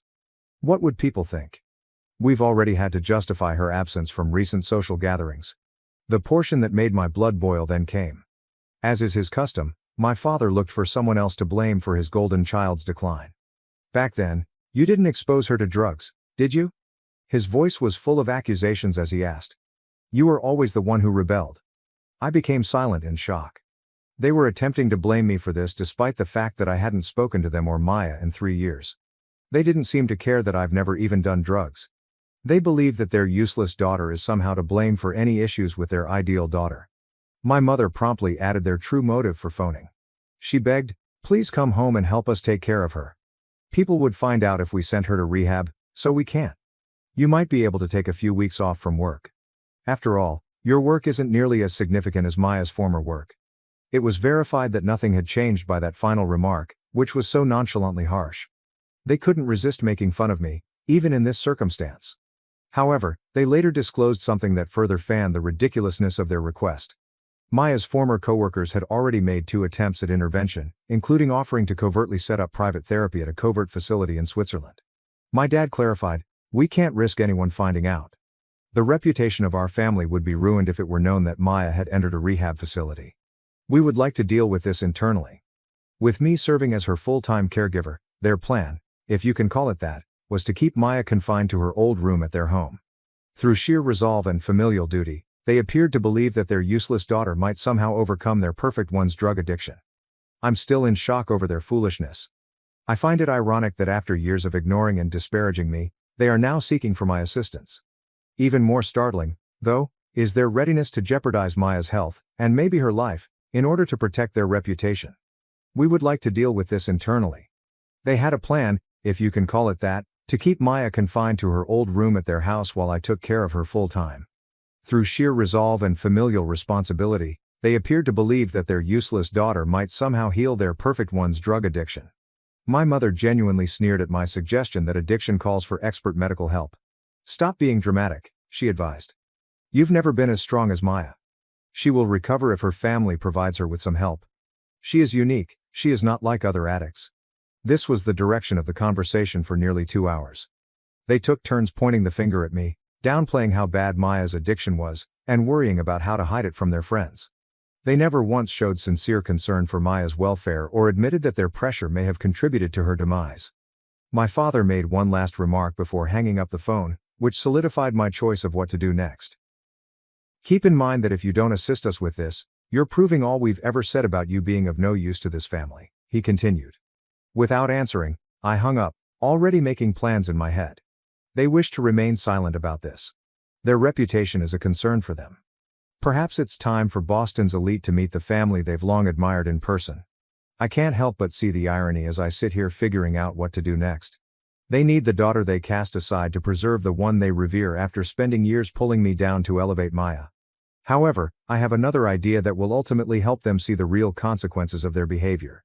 Shall I tell you my plan? Taking the high road isn't exactly what most people would think of doing, but perhaps it's not the best course of action this time around given everything they've done. Watch this space to see what happens next. I can assure you that karma will soon make a stunning entrance in their meticulously planned life. Second update. I debated for a long time before deciding to contact Maya directly. Without our parents interfering, I wanted to hear her side of the tale. What transpired was painful and eye-opening. On the phone, Maya's voice was hardly recognizable, weak, uncertain, and entirely different from the self-assured sister I recalled. She initially spoke in short, disjointed words, as though it took a great deal of work to put her ideas together. The entire story then slowly came to light. She didn't fall into addiction all at once. It began soon after I was humiliated by our parents at the promotion party. The weight of our parents' expectations and the burden of being the youngest senior partner became too much to bear. She admitted, "I was frantically trying to prove I deserved the position by working 90-hour weeks. I had trouble falling asleep. Every case seemed like it might be the one in which I failed, where I would demonstrate my lack of competence." Seeing how worn out she was, one of the other partners gave her something to keep her advantage. Cocaine was the something in question. What began as a one-time boost to get through challenging instances turned into a daily requirement. Maya explained how she would plan her entire day to keep up the ideal facade while controlling her increasing dependence. She would plan court dates for the mornings when she was most lucid, attend lunch meetings that were really occasions to use, and progressively distance herself from everyone who may observe her decline. The most startling admission, however, came when Maya sobbed and admitted that it was also a turning point in her life to witness our parents make fun of me at her celebration. She wailed, "I saw myself becoming them. I was so focused on maintaining this image of perfection that I stood there and let them destroy you. I've carried that guilt ever since." She disclosed how the unrelenting adulation from our parents had turned into a prison. The bar was increased with each success. The pressure to be flawless increased with each achievement. "They didn't just ruin your life," she said in a whisper. "They ruined mine, too, just in a different way." The topic of discussion turned to her present circumstances. Her savings, her career, and her standing in the legal community are all gone. Our parents' resistance to allow her to get professional help, however, is what scares her the most. She said, "They keep saying they can handle it privately. But I know I need real treatment. I'm scared I'll die if I don't get help soon." Then Maya did something that surprised me. She expressed regret, Not just a shallow, "I'm sorry," but a sincere admission of her responsibility for my suffering. She apologized for all the times she had taken sides with our parents, for all the times she had reveled in their admiration while they had denigrated me. In her own words, "You were always the stronger one. You built your life despite them, while I built mine to please them. Look where that got me." Neither of us missed the irony in her comment. Maya shared more details about our parents' present conduct while we spoke. More focused on maintaining appearances than obtaining her assistance, they have been micromanaging her deterioration. They've created elaborate lies to explain my absence from social events, Maya stated. They've even staged fake video calls where I pretend to be working late at the office I no longer have access to. Finding out how they have been responding to her withdrawal attempts was the most upsetting aspect. They have seen it as a minor nuisance rather than seeking medical care. When I experience severe symptoms, they give me sleeping pills and lock me in my old bedroom, she stated. They tell the housekeeping staff I have a bad flu. I overheard them discussing what to tell the country club members, Maya remarked, laughing bitterly. They were more worried about maintaining their standing in the club than whether I might need emergency medical care. I had a clear image of Maya's addiction and the poisonous familial dynamic that fueled it by the end of our talk. Our parents hadn't produced one successful and one unsuccessful daughter. Though in separate ways, they had harmed us both. I want to get proper help, finally, Maya said. But I'm terrified of standing up to them. They've controlled every aspect of my life for so long. I don't know how to defy them. I understood exactly what I had to do at that point. I had to change my original revenge plot. Indeed, our parents should be held accountable for their deeds. However, I also have to make sure Maya receives the much-needed assistance. I'm developing a new plan that will safeguard Maya's road to healing while also exposing our parents' destructive behavior. Now is the moment to demonstrate to them that their useless daughter is capable of handling any problem, even if it means destroying their valuable social standing in the process. I will describe my plan and how I plan to implement it in the upcoming update. Let's assume that our parents are going to realize that keeping up appearances shouldn't be their top priority at this time. Third update. My strategy was executed with precision and method, focusing on our parents' most prized possession, their position in Boston's affluent circles. With the church community, Phase 1 got underway.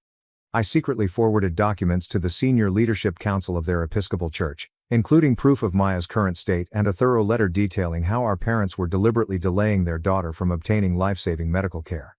I emphasized how they put appearances before their daughter's life by mentioning their refusal of the offer of the Swiss Rehabilitation Center. It happened just before the annual meeting of the church fundraising committee, which my mother had chaired for the previous 15 years. The council reacted quickly. In addition to removing her from the committee, they started a formal conversation regarding the Christian need to help family members in need. With several members of the church openly glancing at my parents' normal pew, which was noticeably empty, the Sunday sermon about pride coming before a fall was especially incisive. Phase 2 focused on their network of professional contacts. I methodically contacted important associates at Maya's previous legal practice, voicing my serious concerns regarding our parents' handling of the matter. The company immediately disassociated itself, already concerned about possible liabilities. Our parents' painstakingly constructed fiction about Maya continuing to work there was essentially destroyed when they released a formal statement stating that she had left months prior for personal reasons. The country club stage was especially fulfilling. All I had to do was make sure the appropriate individuals heard the appropriate conversations. Among the elite members of the club, gossip spread like wildfire. The absurdity of the situation was now being discussed in whispers by the same social circles that had laughed at my humiliation 3 years prior. My mother's valuable junior league connections provided the brilliant idea. The message was clear. Their place in Boston's social hierarchy was eroding. I made arrangements for their annual charity banquet, which was typically held at our parents' house, to be moved because of concerns about the home environment. I put the second phase of my plan into action as their meticulously planned social environment collapsed. I was able to get Maya a spot at a prestigious rehabilitation center in Arizona, away from Boston's prying eyes, by working with her old coworkers. It gave her the opportunity to heal free from the poisonous influence of our parents. The administrative director of the facility consented to list Maya under a false identity after learning about our parents' meddling in earlier attempts at rehabilitation. This made sure our parents couldn't interfere with or control her therapy. Maya's path to recovery, from addiction and from our parents' oppressive expectations, began when she wrote me a quick note upon arriving at the facility. "Thank you for being strong enough to do what I couldn't." As I had expected, our parents' response to their social collapse was just that. They kept calling me, alternating between angry calls and frantic pleas. Father's last voicemail was quite instructive. "How dare you destroy everything we built?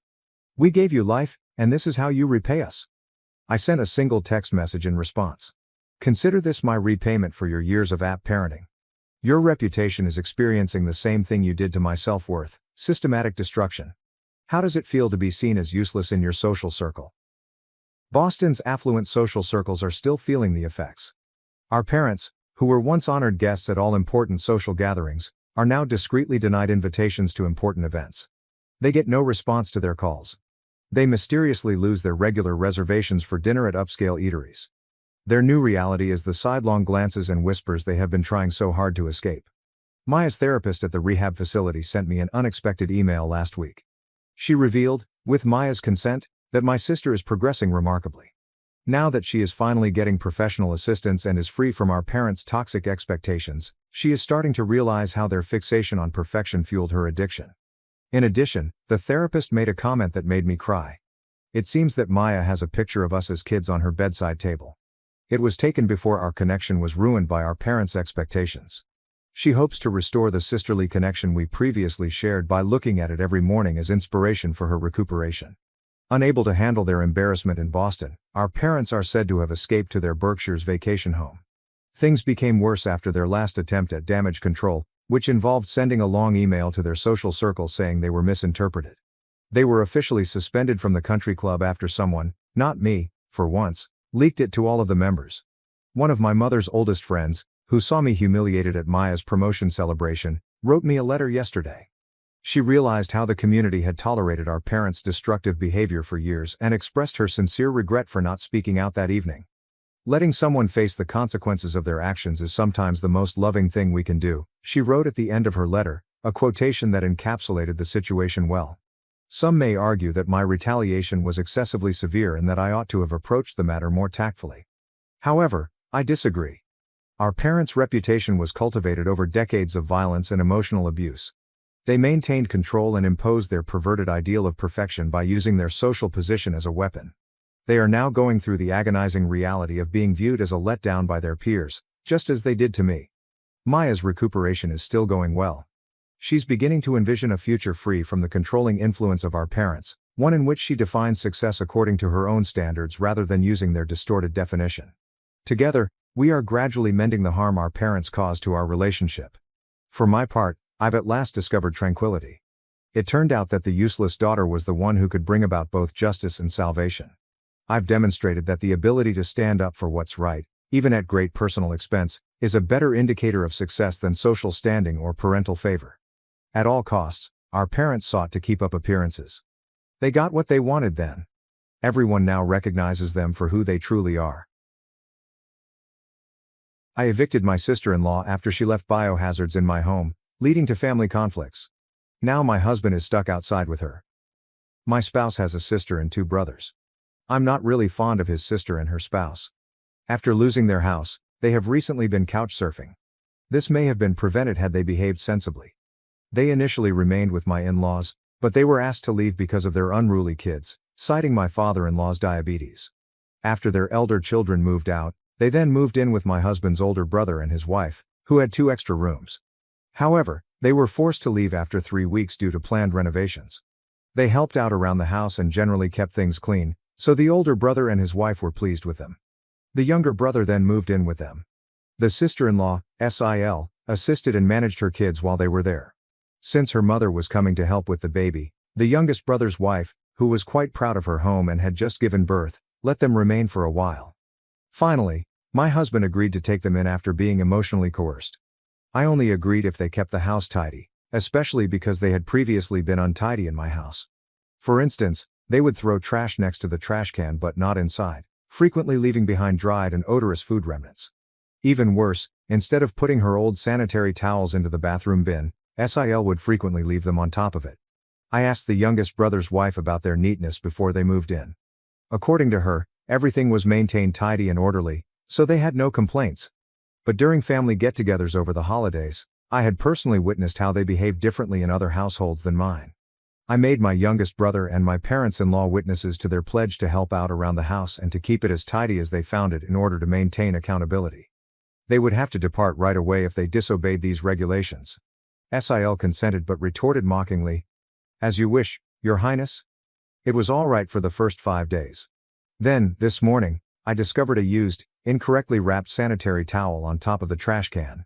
Her daughter, who was staying in my daughter's room, placed a used tampon on the sink and smashed the shampoo and conditioner in the bathroom.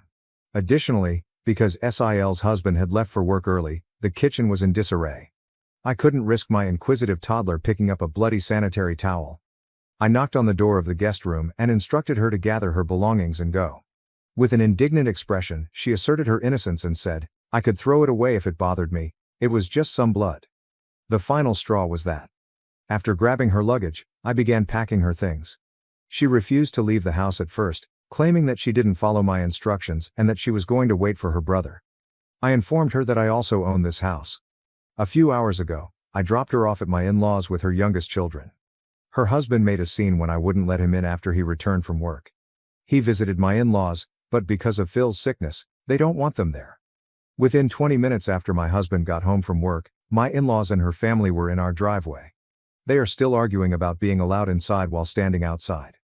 I warned my husband that he was not welcome in our house either if he backed down, and I wouldn't open the door. Second paragraph. First update. A little update. My driveway appeared to be the scene of a Mexican standoff yesterday. I declined to walk out and participate in the conversation while they were out there. 2 hours. 2 whole hours later, they were gone. They are at my in-laws right now, but they said they would come back tomorrow when everyone would be home from work to talk about the situation and come up with a practical answer. That's what my hubby told me, anyway. I informed my husband that I would not have them in my home as soon as he entered. Additionally, he cleaned up after them when I instructed him to. He asked me why I made him do it after he had cleaned up. I informed him that, in contrast to him, I was not biologically linked to other people and that I was equally repulsed by their bodily fluids. I went on to say that he could only imagine how awful I used to feel when I had to clean up after them if he thought it was dirty. He bleached the sink 3 times and said he would buy a new bin. We have a plan for tomorrow that states they will never move in with us. He left the task of cleaning up the shampoo and conditioner mess in the bathroom to his niece. Our daughter is welcome to use our shower in the meanwhile.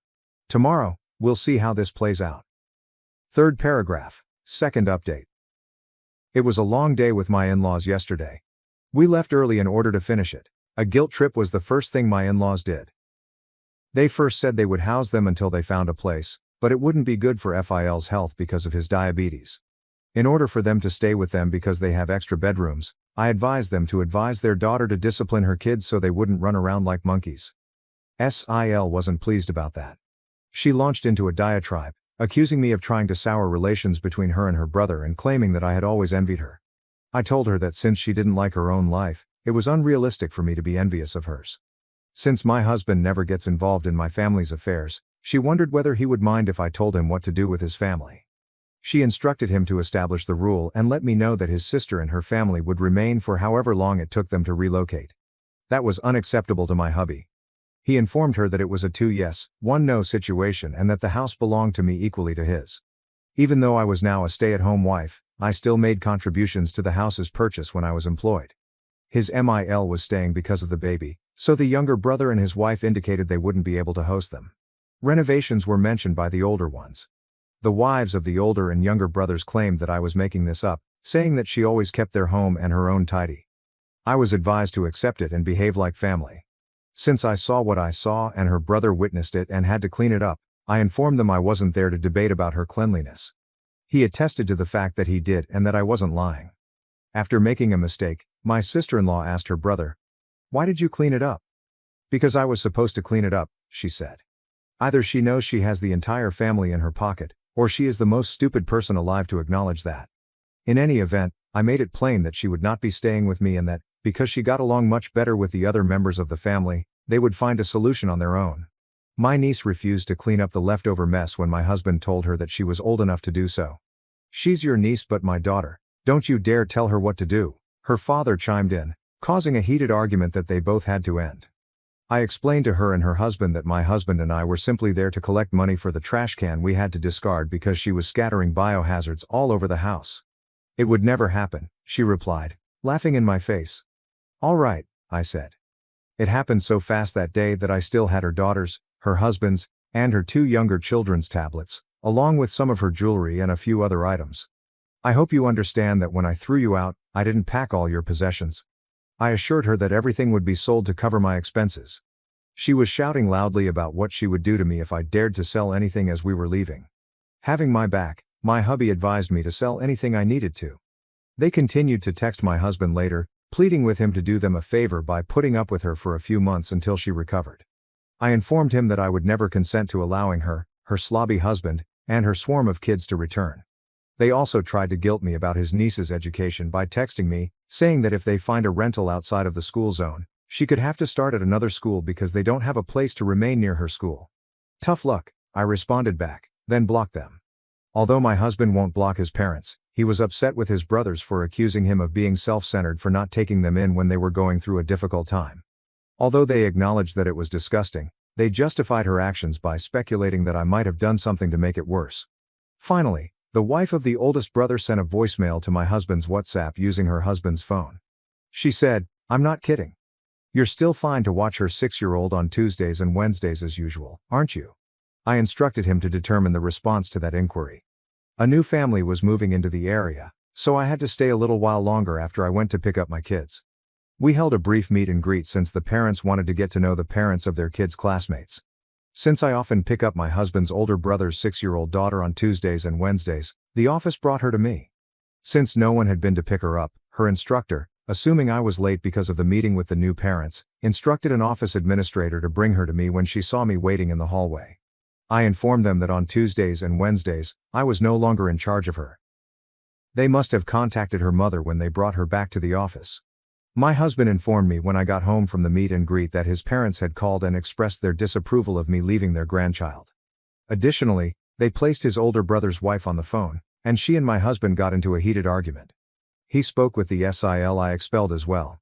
In the end, my husband informed his parents that they would not be allowed to speak to him for a week, and that he would only unblock them if they sincerely apologized to him and to me. After I made it apparent that I would no longer offer free services, he clarified that it was the parents' responsibility to arrange for pickup. For the time being, the SIL who I expelled is still living with her parents.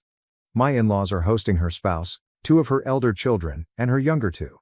The 2 younger ones and the other 2 older ones are dispersed throughout the other 2 homes. They did, however, imply that it would be a short-term arrangement because she had assured them that she would soon convince her brother to change his ways.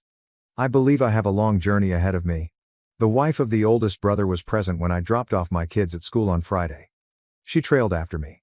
She confronted me in the store parking lot when I paused to pick up some products. I refused to accept her sincere apologies and desire to make things right. She was desperate, claiming that since she is the lead and must oversee, she would lose the project if she missed one more week of overtime. She had to pick up her 6-year-old since her husband was unable to adjust his schedule. She argued that resenting her 6-year-old over a casual remark was not justified. Her child blamed me for the biohazards left in my house, so I told her that wasn't a casual remark. She stated that she hoped to diffuse the tension and that all she wanted was for everyone to get along. I suggested that she ask the SIL for assistance, but she said that the SIL had declined since she was barely able to manage her 3 children under the age of 7. In order to free up time and energy to pick up the kids, I advised her to ask the youngest wife, who has her mother residing with her. She claimed that rather than assisting with her 6-year-old, the youngest wife preferred to focus on the early recollections of her own child. I advised her to accept it and work with the people she regarded as family to find a solution. I then proceeded with my shopping. She was there once again when I went to pick up my child in the afternoon. She accompanied me home once we exited the pickup line. I parallel parked my driveway to keep her from parking there and bothering me at my door. In order to transfer the car, I texted my husband to ask him to let me know when he would be home. She parked on the side road and came to my house despite being unable to find a spot. I refused to open the door when she rang the ring. She went around the back and knocked on my back door, telling me that since we were family, I couldn't avoid her forever. Through the glass, I threatened to contact the police for harassment if she didn't leave. Then she went off. My mother-in-law and father-in-law were there when I went to answer our doorbell in the evening. I let them in because they wanted to apologize and come inside. The first thing they told us was how much the past 3 days had changed them. They then apologized and requested me to return to my regular self. According to my mother-in-law, because life is full of ups and downs, you may have to tolerate negativity from family members at times. It can't be all sunshine and roses all the time. They tried to guilt-trip me into helping out with the 6-year-old by pointing out that her mother and I had previously been on good terms, so my husband stopped his mother and said, "Then why do we, critical, back, Slor, Lemon, and I, have to be the only ones on the receiving end of the negativity? When will you hold my sister and the others accountable for their behavior?" When she choose her side, I added, she forfeited that privilege. Given that she might lose her work, they wondered if I would be able to sleep at night. When my husband mentioned how much I had done for her without receiving payment, I said, yes. They retorted that it shouldn't matter if I had another child, who was already potty trained, because I was already at home. Since I had given up a lot for their kid over the years, I assured them that it did make a difference. I added that they had no right to force me to assist if they couldn't persuade the younger brother's wife to do so. When I would return the items I was holding hostage was what they wanted to know. My spouse interrupted, claiming that he was the one holding them captive and that they would be given back after his sister covered the costs. According to my FIL, SIL would be justified in informing the police about the theft. In response, my spouse said, she can do as she pleases. My spouse then disclosed something that I was unaware of. He instructed them to inform his sister that he had canceled the hotel and all of the summer holiday plans, including his niece's horseback riding. He clarified that he didn't feel compelled to cover SIL's expenses if her father may ask him, "Who do you think you are to boss my daughter around?" My spouse made the decision to stop funding because their father was uncertain about the uncle-niece relationship and his authority to teach her responsibility. This disturbed my mother-in-law. He acknowledged that he had canceled it when she remarked, "You haven't done that, have you? I thought we would all have a great vacation." I refused to accept their attempts at justification, saying that SIL had a lot on her plate with the house loss and young children. I informed them that she had made bad decisions that led to her current predicament and that having a 9th kid would not make things better. According to my MIL, her body, her choices, means that every woman should make her own decisions regarding family planning, and I shouldn't tell SIL what she should or shouldn't do. She argued it was different, claiming she wasn't telling me to have more or fewer children since she liked grandchildren, the more, the better. I responded, like you're dictating to me right now, by weaseling your way into our home under the guise of an apology. I said to her, you can't expect me to look after other people's children either. The less stress I have, the merrier I am. That also falls under my body, my choice. We had decided to be less friendly over a little issue, so they turned to my husband and asked whether he was truly putting them through all of this. He replied, "Scrubbing down the 2 bathrooms after my niece and sister wasn't exactly the highlight of my life." We kindly requested them to leave since they were unable to stop apologizing and complaining about us not going with them for the family holiday and about canceling Sil's and her family's vacation, which they said destroyed the atmosphere for everyone. The doorbell kept ringing and there was frantic hammering on our door on Saturday early, waking us up. SIL and her oldest son were there. My spouse assured me that he would take care of it. She attempted to push through as he opened the door, but my husband stopped her. She was yelling and claiming to be able to knock some sense into me by coming inside. To put things in perspective, I am a year and a few months older than her, and she is little over 2 years older than my husband. She shoved $300 in his face and asked, "Is she happy now, that cradle-snatching expletive?" She continued to abuse me, calling me a jealous expletive and saying that I had ruined their family by controlling him. She went on to say that she expected him to promptly reschedule the vacation and activities now that she had given the money back. My spouse said that even if hell froze over, it wouldn't occur. While he went to get something, he instructed her to wait outside. He entered, put their things in a bag, and left out one of the tablets he had purchased and was still paying for with insurance. He gave her the bag after opening the door. She started swearing and urged him to mature. She threatened to file a report against him for causing damage to her possessions. He calmly retorted that everything was captured on camera and cautioned her against taking legal action because her children could hardly afford a lawyer, much less a place to live. He warned her not to set foot on our land ever again before slamming the door in her face. Without any further drama, she departed. My mother-in-law and father-in-law later called us and tried to talk sense into our heads. I had agreed with my husband to allow them to see our kids as long as they met certain requirements. Even though I'm not a lawyer, I informed them that their rights were restricted in our state when they claimed to have grandparent rights. They had to respect me and my family if they wanted to have a relationship with their grandchildren. We don't currently communicate with the other brothers, their spouses, SIL, or her immediate relatives. To convey a message, we momentarily unblock them before blocking them once more. We don't mind at all if the older brother's kids wish to get in touch with us or visit. The 6-year-old can only come here on weekends when we have time to host them, and only if her elder siblings are present to watch over her. There won't be any more surprise visits. We will also block their parents if they call us using those numbers. The wife of the older brother called me while I was messaging and offered to pay me $7.50 per hour for the days I watched her 6-year-old. She texted me to sweeten the bargain, offering to pay me for the previous 3 months, but I said, "No, thank you. I'll pass on that wonderful opportunity." Still, I declined.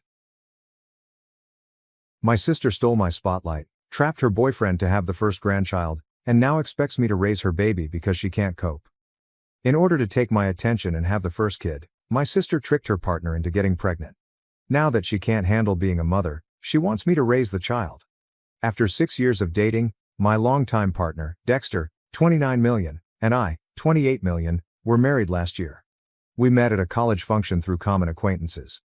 I was seeking a degree in business administration, and Dexter was studying engineering. Since the moment we clicked, we have been inseparable. To put things in perspective, I've always been competitive with my younger sister, Arya, 24F. She has attempted to do anything I did first or better since she was a young toddler. 3-year-old Arya hurled fits until our parents enrolled her in ballet courses when I was 7 years old. Even though she had never been interested in sports, she suddenly became interested in basketball when I joined the school team in the 8th grade. She insisted on taking lessons and putting in extra practice time when I started playing the piano at the age of 15 in order to surpass me at the yearly recital. Throughout high school and college, this trend persisted. Arya studied tirelessly till she received straight A's plus additional credit, while I received straight A's in my sophomore year.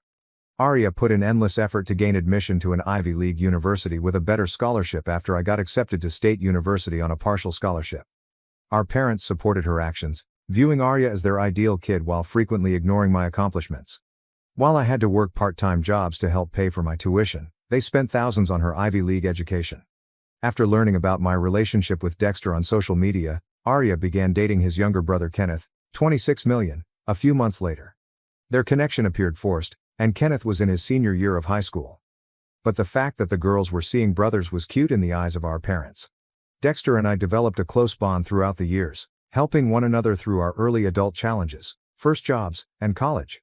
Our parents disapproved of our moving in together after graduation, calling it living in sin, yet they praised Arya's decision to live with Kenneth immediately after high school graduation as romantic.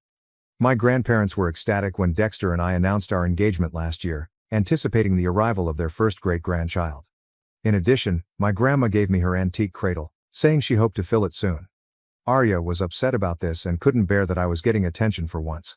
She tried to overshadow us multiple times as we were organizing our wedding. Kenneth wasn't prepared, but she persuaded him to pop the question. We vehemently objected to her suggestion of a double wedding. She even attempted to attend our wedding wearing white, but our grandmother objected. Arya revealed her pregnancy at a family Sunday dinner 2 months after our wedding. During the news, Kenneth appeared startled and uneasy, nearly dropping his fork as she spoke. Arya purposefully became pregnant without telling Kenneth, as we later learned from mutual friends. In order to have the first grandchild in the family, she had stopped taking birth control without telling him. My parents were thrilled to have grandchildren. They focused all of their attention on Arya's pregnancy and totally forgot about our recent wedding. Every family get-together turned into a discussion about her nursery or baby shower ideas. While my father began establishing a college fund for the child, my mother spent hours shopping for baby clothes. After being given to me, my grandmother's antique cradle was abruptly moved to Arya's apartment since she needed it more. During a brother's night out, Kenneth told Dexter that he wasn't prepared to become a father. He wanted to concentrate on his recently launched IT profession first. He didn't know how to communicate his feelings of being confined and exploited without coming across like a villain. By claiming that their child required both parents, Arya persuaded him to stay. She even said that they needed to start living as a family and moved in with him at his parents' house. After the baby was born, the real issues began. Arya soon came to the conclusion that having a child was about more than just attracting attention and posting adorable pictures to social media. Even the most basic things, like changing diapers or getting up for night feeds, were difficult for her. Despite his best efforts, Kenneth was similarly unprepared. Both of them began to exhibit symptoms of overwhelm. Kenneth began staying late at work to avoid going home, and Arya would phone her mother at 3 a.m. to vent about how difficult things was. My folks invited Dexter and me to supper last week. We were mistaken to believe that it was simply a typical family supper. The fact that they had also invited Dexter's parents ought to have raised our first suspicion. My mother began discussing how anxious Arya was with the baby as soon as we sat down. She talked on how the kid was making things hard for her and how Arya needed time to figure out her life and job. She discussed how Arya needed a vacation and how her mental health was deteriorating. The unexpected thing came next. My parents said that since Dexter and I were stable, grown up, and had been married for a longer period of time, we need to adopt the child and raise it as our own. According to them, Arya could concentrate on her life and we wouldn't have to strive for our own child. I couldn't speak. Just because the real parents weren't prepared for the responsibilities they had consciously accepted, they were expecting us to look after someone else's child. We are currently under pressure from both of our families to change our minds. They constantly accuse us of being heartless for not assisting Arya when she is in need, but Dexter and I won't allow them to coerce us into accepting a duty that isn't ours. We never asked Arya to become pregnant, and we never asked her to utilize her pregnancy as a means of gaining attention. We're talking about a human being, not a car. Parenting proved to be more difficult than you anticipated, therefore you can't simply hand off your child. First update. Since my last post, things have become worse. My mother and Arya arrived at my place of employment yesterday during lunch. Somehow, the marketing company where I work in the city discovered my lunch routine. As I was making my way to my car to get lunch, they cornered me in the parking lot and made me listen to their suggestion. I could tell right away as they came up to me that this was no ordinary visit. Arya had black bags under her eyes and appeared to have not slept for days. She broke down in tears as she explained that she and Kenneth needed more time to work things out and that they weren't prepared for parenting. She insisted that parenthood was more difficult than she had anticipated and that she felt overwhelmed and confined. Then my mom told me about their new strategy. They proposed a 6-month trial period for Dexter and me to take the baby. They would come up with another plan if things didn't work out. They said this would ensure the infant was well cared for and give Arya and Kenneth time to organize their lives. In the parking lot, they even took a temporary custody agreement they had written out of their pocketbook. Arya went into a frenzy when I declined once again. She cried out that I was destroying her life and that I would help her if I truly loved her. She said that I was being bitter and self-centered by refusing to merely punish her. As she created the scenario, several of my coworkers, who were also on their lunch break, paused to gaze. My mom tried something different. She mentioned that I had always desired children and that perhaps this was God's will, that I should raise Arya's child rather than mine. This might be our chance to become parents, she remarked, adding that blessings might occasionally come in unexpected ways. Her statement made me furious for its arrogance. Prior to calling security, I instructed them both to depart. They arrived at our house with Kenneth's parents at approximately 7 p.m. that evening. It's clear that they organized this ambush in the hopes of applying pressure on us if they banded together. Fortunately, Dexter was at home. He adamantly urged them to go when they resumed their emotional manipulation. They said they wouldn't go unless we complied with their demands. As though he had nothing to do with the predicament, Kenneth's mother began to weep at how her son's life was being destroyed. My mother added that Arya needed help since she was experiencing postpartum depression. They utterly ignored the availability of real medical and psychiatric assistance, making it seem as though taking their child was the only way to assist her. Arya then revealed the shocking information. She had already purchased tickets to Europe with Kenneth. Regardless of our consent, they intended to leave the baby with us. She reasoned that we would be forced to care for the infant if they simply abandoned it. We had no choice but to step up because she had an entire plan in place. They would drop the kid off for babysitting and then head off for their trip. Her selfishness astounded me, and I told her right away that I would contact CPS if she left her child behind. I told them that it was illegal to abandon a child and that if they carried out their plan, I would not think twice about reporting them. They all felt shaken by this menace. My mother began pleading with us not to call the police, claiming that doing so would destroy Arya's life and future employment opportunities. Kenneth's parents came in, saying that if we agreed, they would raise Dexter's inheritance. They even offered to purchase us a new car and a larger house if we took the baby, but we refused. We threatened to call the police for trespassing if they didn't leave. They couldn't believe we wouldn't fall for their tricks, and their shocked expressions when they realized we were serious were almost humorous. Arya made one final attempt to guilt-trip me before she left. She reminded me of all the times I had expressed my desire to become a mother, how I had always cherished kids, and how this might be my only opportunity to become a mother. She also implied that I didn't truly want to be a mother because I had refused. I informed her that my desire to become a mother did not entail condoning her reckless actions. I told her that she was the one who made the decision to become pregnant without giving it much thought, and that she now had to face the repercussions of her choice. My mother cautioned us that we would come to regret our choice before they eventually went. She accused us of choosing to be unkind instead, saying that family should support family. In his will, Kenneth's father made it a point to reiterate that this would have an impact on our status. Dexter and I sat down and talked for a while after they departed. We came to the conclusion that we had to take action to guard against ambushes in the future. We're considering installing security cameras in our house, and I've alerted the security at work to any possible undesirable guests. The entire affair has demonstrated to us the extent to which our family would go in order to impose their desires on us. They obviously don't respect our personal space or our freedom to choose. If they persist in their harassment, we may pursue legal action. Second update. I made the decision to speak with my grandfather following the ambush at our house and the parking lot incident. He has always been our family's sane voice, and I needed his viewpoint. Since my grandmother's bridge club normally meets on Wednesday afternoons, I waited until I was certain he would be by himself. I brought his favorite lemon cake from the local bakery when I paid him a visit at their home. He was reading the newspaper in his study when I got there, as he normally did after lunch. When he first saw me, he grinned, but as soon as he saw how upset I was, his face immediately became serious. I took a seat in the worn leather chair across from him, the same chair I had sat in as a kid when I came to see him after school. I told him everything right away, including Arya's willful pregnancy, her incapacity to cope with motherhood, and our parents' absurd insistence that we accept her child. I described the ambush at work and how they threatened to leave the baby with us in an attempt to coerce us into accepting it. I could see his face shift from worry to rage as I talked. He already knew some of the narrative, but not the complete truth, which surprised me. He had heard an entirely different story from my parents. They claimed that Arya was upset when Dexter and I abruptly changed our minds about adopting the baby after first offering to do so. Arya was shown as the victim of our brutality, and we were portrayed as the bad guys who refused to assist families in need. When grandfather learned the truth, he became enraged.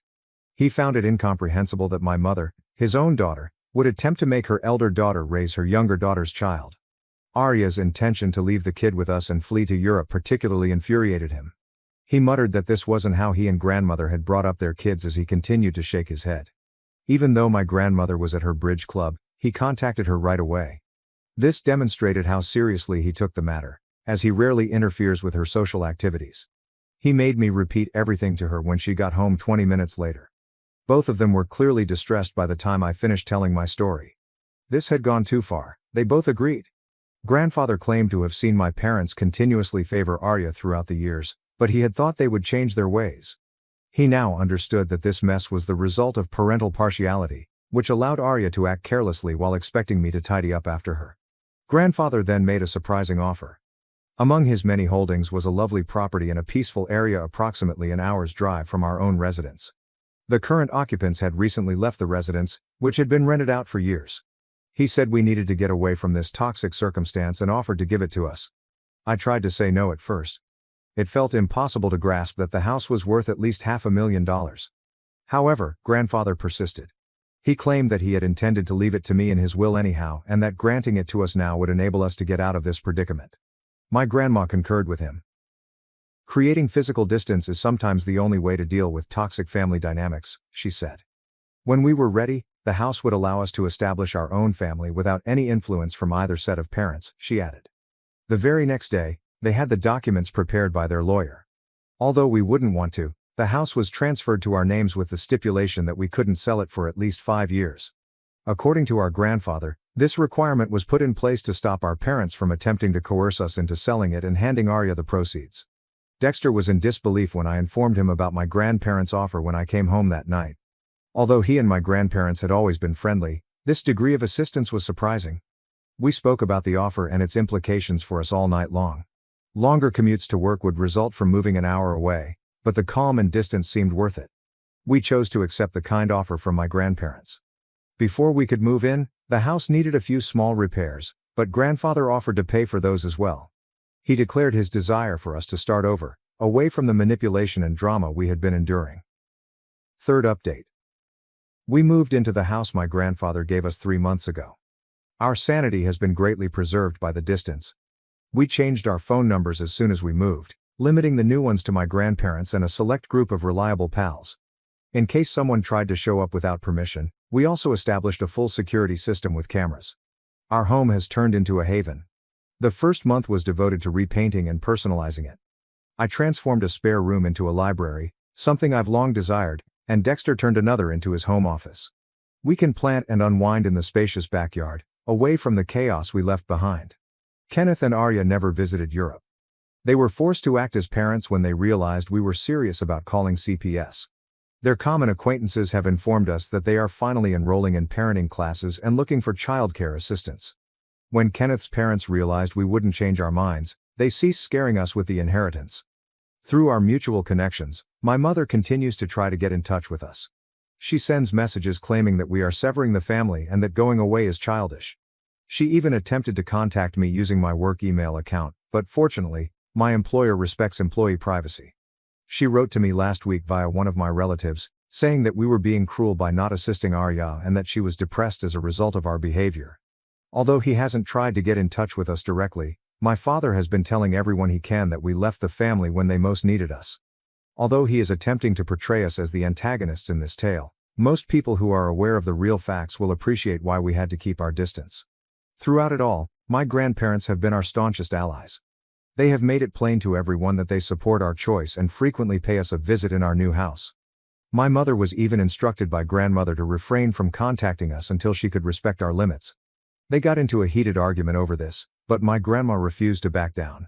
In the end, Dexter's parents expressed regret for attempting to control us by threatening to take our inheritance. They acknowledged in a letter that their attempt to coerce us into taking Arya's baby was incorrect. We're still keeping our distance though. Months of coercion and pressure are not undone by a single apology. We've learned from the entire experience who genuinely cares about our welfare and who merely wants to utilize us to solve their problems.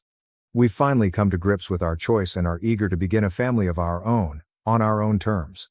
We learned last week that Arya and Kenneth are finally going to parenting classes and couples counseling. We're happy that they're receiving assistance, but we don't intend to get in touch with them again anytime soon. It will take more than a few months of good behavior to restore the confidence that has been damaged. We're content with our quiet new life for the time being. In addition to joining a neighborhood community garden and making friends in our new neighborhood, we also intend to adopt a dog. Sometimes establishing enough distance to improve your personal happiness is the greatest approach to handle hurtful family relationships. We have no regrets about our choice, and that is precisely what we are doing. My parents sent me away after having my sister. They called me 12 years later to prove they're good parents after she failed. My parents gave up on me at 8 and sent me to live with my aunt. Before I turned 8, I knew they didn't like me. They basically had to deal with me. They had me in their early 20s, just starting their professions, and I watched them struggle to construct a life while raising me. Though I recently realized this, I think they resented me. I didn't understand why they hated me then. I spent my early years trying to please them, but nothing worked. My emotions were ignored. However, they behaved differently around friends and family. They couldn't let anyone know how horrible things were. They even convinced me to keep quiet out of fear of making them dislike me more. Years passed, and my mental and emotional health declined. I struggled in school and behaved out. I don't blame myself for my difficult childhood. My behavior would have changed if my parents had treated me better. They scolded, grounded, and punished me but failed. After my teachers complained about my behavior and grades, I misbehaved more to seek their attention. If being good fails, try being bad. This scheme failed. Mom got pregnant again around my 8th birthday. My parents were thrilled for the first time in years. I didn't understand the announcement at my birthday celebration. I learned weeks later. As my mom packed my luggage, my dad sat me down and told me I was going to live with my aunt. He said it was for my own good because I wasn't doing well there. Though young, I wasn't foolish. I knew they were dumping me. Replacement was coming with another baby. I had tantrums after being heartbroken. I wanted to stay with my family, friends, and parents, even if they mistreated me. They didn't care about my tantrums. They sent me to my aunt's house out of state. I felt miserable on the trip and begged my parents to let me stay. I committed to improve my grades and behavior, but they were set. I hadn't considered that this might not be about my grades or behavior back then. Even if I was the best kid, they might have hated me. My parents helped me settle in at my aunt's house for a few days, but I was still angry. However, my aunt helped me adjust. She may be the kindest and most loving person ever. My aunt, my dad's older sister and the oldest of 4 siblings, raised me because she had never married or had children. Although her siblings worked elsewhere, she worked on the farm their parents left them. She knew I was upset about moving in, so she reassured me that everything would be great and that I would enjoy the place once I got to know it. Her remarks helped me greatly. After 2 days, my parents left, and I broke down. My aunt was my only support. She constantly contacted my parents to talk to me to feel better, but they rarely responded. For 2 weeks I cried, and my aunt stayed with me. Eventually, I felt better. Living with her was so much better that I stopped missing my parents after a few months. I worked on the farm and went to school, and I was doing better. I had many friends, managed academics, and liked my teachers. My life improved once my parents sent me abroad. Even though we saw one another on vacations, I recognized I was better off without them. I was a troublesome youngster who needed a change of atmosphere, so my parents told my aunt I was moving in. After a few months, I told her my parents never wanted me, treated me horribly, and thanked her for taking me in. After that, my aunt treated my parents differently. She grew colder and distant. After that, we saw them at family parties and functions, but we haven't played much in 12 years. My happiness is greater without them, and they don't care. I have no relationship with my 12-year-old sister, which is probably best. Other family members say she's not growing up pleasant. She's one of the school's worst troublemakers at 12 and has a bad attitude. My parents have that issue, not me. My life is going fine. I'm in college to get a business degree so I can run the farm when my aunt retires. Since college is close, I can visit home every weekend, which is convenient. My parents called my aunt last weekend when I was at home because they couldn't reach me directly.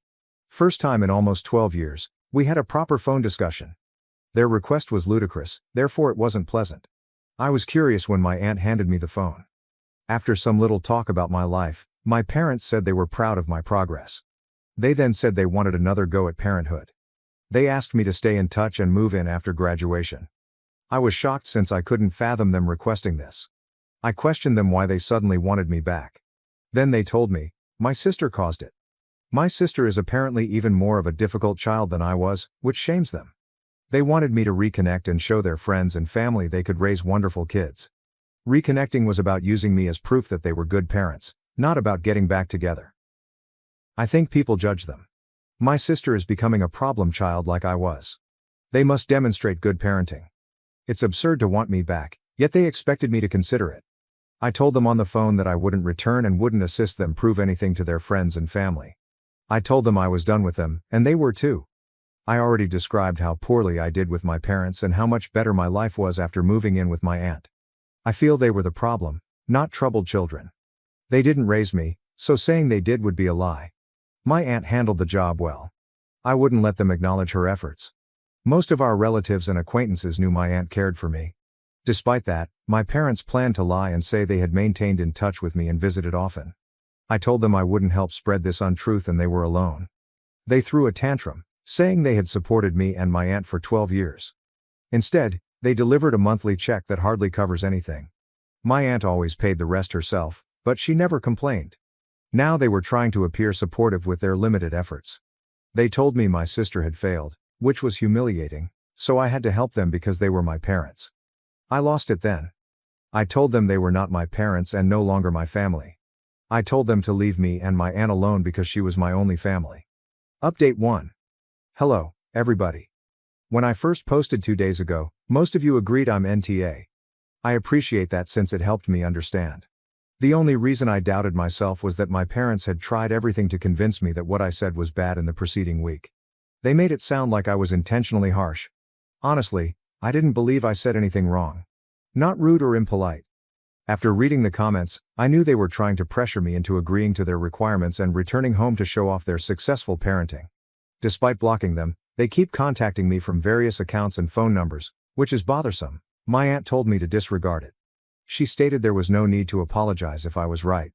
She also asked several family members why my parents were suddenly so eager to prove they were decent parents. That's when she learned what happened. I heard she smoked at my sister's 12th birthday party 2 weeks ago. When my parents tried to confiscate her cigarette, she threw a huge rage that caused my mom to cry. My mom's older sister, grandparents, and other relatives told her at the party that their 12-year-old daughter had a cigarette because of their parenting failure. They said my parents could have prevented this by being more proactive. My parents have spoiled my sister since childhood, I've learned. They never refused her, gave her a substantial allowance, and allowed her to do everything she wanted unsupervised. She knew she could get away with anything, so my 12-year-old sister ruled them. After the cigarette incident, many friends and family criticized them for raising her improperly. Due to their desire to prove themselves good parents, my parents want me back. To demonstrate their success, they want to display me as a prize. Their behavior is pitiful. Most importantly, they should realize this strategy won't work because everyone knows my aunt reared me. Even my aunt's contacts disapproved of my parents' decision to send me away when I wasn't doing well. When your kids are struggling, you should help them, not ignore them. They had often advised my parents to bring me back after my sister's birth so we could grow up together. My parents ignored it, stating I was better with my aunt and they knew best. I don't understand how or if my parents can think of others. They could easily write off my sister while trying to gain me back by labeling her a failure. Her 12-year-old age terrifies me. I think counseling would be enough to get her back on track. I don't think my parents should guide me. This is the child they sent me away for, saying they wanted to save time, money, and energy for her. However, they have raised and treated her this way. They say they sacrificed their oldest kid for her, but I don't think they care about us. I don't think my parents were meant to be parents. I could easily resent my sister because she got everything I never did from our parents: love, care, affection, money, and time. Personally, I feel awful for her. All of that isn't enough to raise a child properly. I'm more surprised that my parents failed both of their children. I hope they quit calling and messaging me since I don't want to talk to them after what my aunt and other family members taught me. Next time they guilt trip me, I'll tell them. Update 2: I've remained silent for a few days, but if my folks tried to guilt me again, I'd tell them. They did. They called me from a new number 2 hours ago. I was told to apologize and return home as soon as I picked up. I was feeling sick today and moody. That phone call made matters worse, and I snapped. I shouted at them, saying I wouldn't apologize since what I said was true. They were not my parents. They had done nothing to deserve that label. I'd call my aunt my family because she raised me. I informed them they hadn't seen me in 12 years. Before that, they ignored me. They should blame themselves if they can't accept my not seeing them as family. They should stop phoning me to make me feel awful about something I don't have to do. They interrupted me, saying that while my aunt reared me, they supported us and we shouldn't forget that. I said the money they sent barely met my expenses. My aunt paid for practically everything herself, so my parents' money was useless. If they had kept me, they wouldn't have had to pay child support. They should quit acting like providing money was a tremendous favor to my aunt. I informed them child support was the very least after sending their son to her. She kept this from the family out of love, even though she could have ruined their reputation. They should stop talking about their spending because money isn't everything. The incident at my sister's birthday celebration should have taught them that. They also threw money to their youngest daughter, who is now a spoiled brat. They called her a failure, but my parents failed. They failed us both. They reacted defensively when I said it. They said my sister was happy and I didn't understand. They said her birthday party incident was one time. But I know happy kids, especially 12-year-olds, don't smoke because they can. Telling them they were probably attempting to convince themselves didn't mean I believed they were trying to raise my sister. They did the same mistakes with her as with me, but in reverse. They neglected me but spoiled her with money and too much attention. They didn't govern her correctly during their time with her. I knew this even though I'd never met the youngster. They needed to contact me to prove they were decent parents, showing how little they cared about their kids. They wanted to look like good parents, not be good parents. Perhaps this was too much truth for them. They yelled at me, cussed me, and said I had no idea what I was talking about. Their defensiveness and ranting validated my accuracy. We argued for a few more minutes until they said they were glad they sent me away years ago. They said they were glad they selected their daughter since I wasn't good enough to be their son. They hung up, perhaps fearing their goodbyes would hurt me. I didn't care. I was glad I won the dispute because otherwise they wouldn't have resorted to such low blows.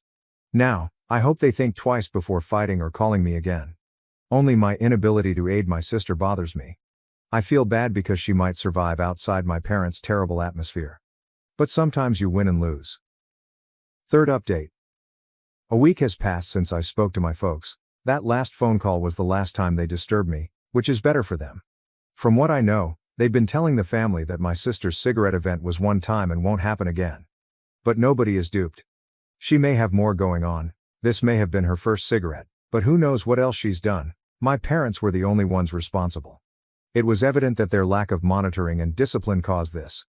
I don't usually condemn someone without knowing them, but my parents deserve it. What kind of folks abandon one child while pregnant with another? Who? My parents. I'm delighted my family is now seeing how broken they are and keeping their distance.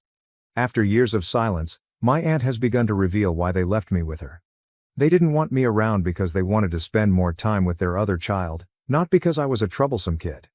My parents made me a problematic kid, not me. If I were to blame, I wouldn't have thrived after moving away. My aunt hid this for 12 years because she didn't want to destroy my parents' reputation, but now she thinks they deserve it. Due to their defensiveness, my parents are already feared. Denial regarding parenting failure is evident. Everyone now knows my parents are the culprits after hearing our story, that they abandoned me to my aunt. They don't deserve my sister or myself. Some may believe we're overreacting and don't need to kick them while they're down. But this wouldn't have happened if they hadn't called me to help them pretend to be wonderful parents. They deserve it. Update 4 posting again after 2 weeks brings a huge update. Maternal grandparents are fighting for custody of my sister. My parents sent me to live with my aunt, but I've always maintained in touch with most of my family. I have a good relationship with my grandparents, so when they called a few days ago to ask about my parents, I told them. They were delighted I finally told them about my parents' mistreatment. They believed my parents had a solid cause to send me away for years. Now they know no cause could justify putting your child away. They apologized for not discovering the truth sooner, and I said it was okay. Everyone struggles, and I didn't seem to be hurting. It would have been hard to know without being told. After the cigarette incident with my sister, my grandparents heard allegations about my treatment from other family members. My aunt finally told me how my parents abandoned me after leaving me off at her house. My grandparents decided to investigate after hearing this. They didn't want their younger granddaughter to experience what I did. After talking to me, they discovered my parents hadn't changed. They still cared more about appearing good parents than being there for their kids. That's when my grandparents fought for custody of my sister to raise her differently. I agree with the choice. My life improved after I left my parents, and I'm sure hers will too. They've been given temporary custody, but my sister doesn't care. Her indifference makes me think she'll get over it. My grandparents believe they will obtain complete custody shortly, but they will allow my parents visits. My sister has started trying to get to know me, which is the finest part. Several days ago, we spoke on the phone. She appears glad to talk to me, and I heard that our parents told her not to talk to me for years because I was a bad influence. I hope we can create a good friendship now that she's coming around. Hopeful for the future. Evicted by my parents, I secretly bought their house and tripled the rent to rewrite my own destiny. Things began to go downhill, or uphill, depending on your perspective. I worked part-time in a low-paying grocery store at 22 to finish my degree. Tom and Linda, my parents, pressured me like they owned my life. Every day, they pushed me toward their ideal life. They thought they knew best yet didn't know my wishes. I stealthily eat my mom's overcooked meatloaf at dinner on Thursdays. Though it felt like chewing cardboard, I didn't say anything for fear of a sermon on my ungratefulness. Dad abruptly asks, "How's that business degree?"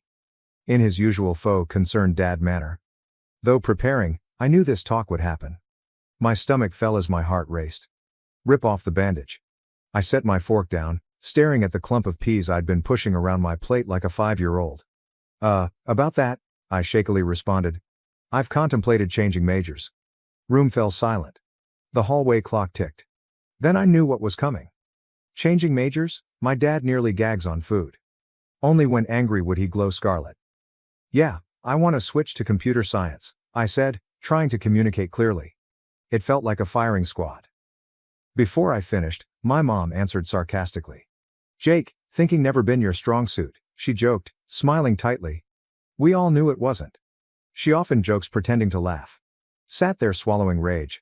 I wanted to yell at them and tell them they were wrong, but I knew better. There would be more ranting, and I didn't want an argument. Dad continued. His fork shook the plates as it hit the table. Computer science, are you crazy? Business makes money. That foolish hobby is ruining your future. Tried to explain. It's not a pastime, Dad. Like it and think I can do well. You think? He disconnected again. Passion costs nothing, Jake. You're reckless. Think forward instead of doing what you want now. My mom agreed, feeding the fire. No more childhood.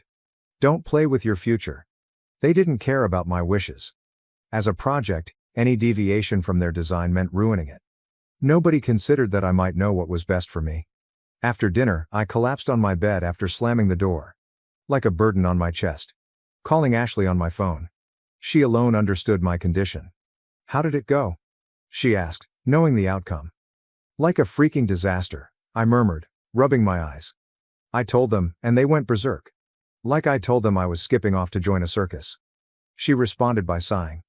Jake, defend yourself, your life, not theirs. You owe nothing. Yes, but they're my parents. Not that easy. I get it, she muttered. But Jake, you're 22. No more childhood. Own your life or they'll run it for you. While staring at the ceiling, I realized she was right. I should act like a grown-up. The next morning, I felt dread and resolve as I informed them honestly that they could no longer dominate my life. My pulse raced as I went downstairs and discovered them watching TV in the living room. Mom, Dad, we need to talk, I said shakily but firmly. After my dad muted the TV, everybody looked at me like they expected big news, which it was. Switching to computer science.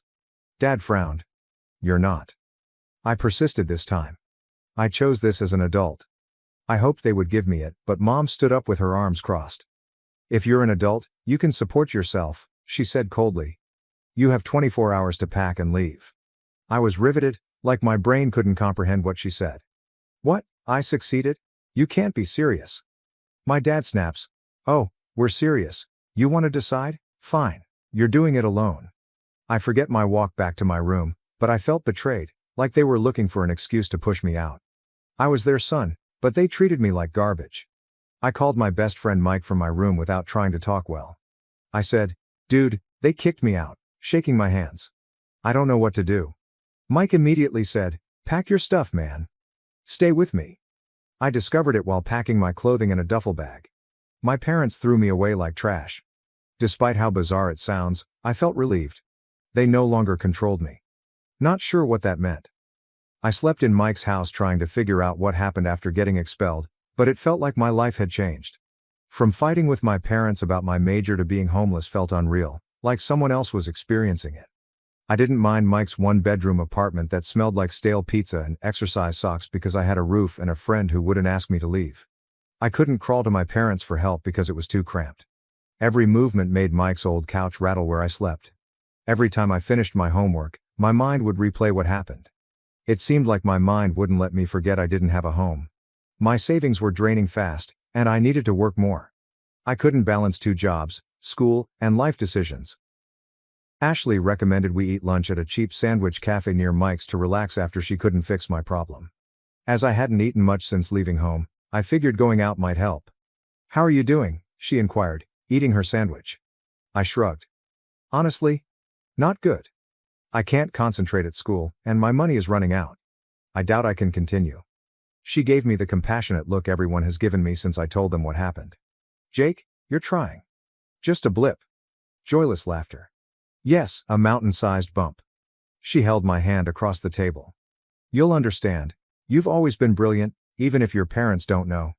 Her kind words didn't change the fact that I was stuck in a situation I couldn't escape. I felt like I was treading water to avoid drowning. After lunch, I worked on my assignments at Mike's, but as I looked at the computer screen, I realized I was getting behind. My grades were decreasing, and I was considering dropping out. I didn't want to, but other options were running out. After several weeks of no improvement, my money fell, and I realized I had to choose. Mike could only cover so much, and I couldn't keep freeloading on him.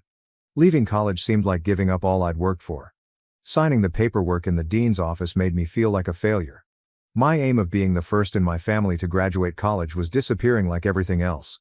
After leaving that office, I realized I had no degree, strategy, or money. I gazed at my phone on Mike's couch that night, unsure what to do. Ashley always called to check on me. Now the plan? She whispered. I keep looking for work, but nothing comes through. Like every door is closing on me. My caller hesitated, clearly trying to cheer me up. You won't give up? I don't have a choice, I said, trying to speak clearly. Today I dropped out. Oh, Jake, she said. The end is not here. Find something. I know you will. I wanted to trust her but was losing hope. For days, I applied for every job I could find, but Sunnyside Restaurant, a decrepit restaurant that hadn't been cleaned since the 1980s, was the only one that offered anything. Flipping burgers and mopping floors was better than nothing since I needed money. I had something despite the long hours and minimal money. Earl, my manager, barked directives like boot camp as I pounded grease-covered burgers on the grill. Maybe Earl witnessed my hard work. He was tough and only cared about money. After a month at the diner, Earl approached me during a break. "Nice work ethic, child. Want more hours?" My forehead was sweaty, so I wiped it off to look engaged.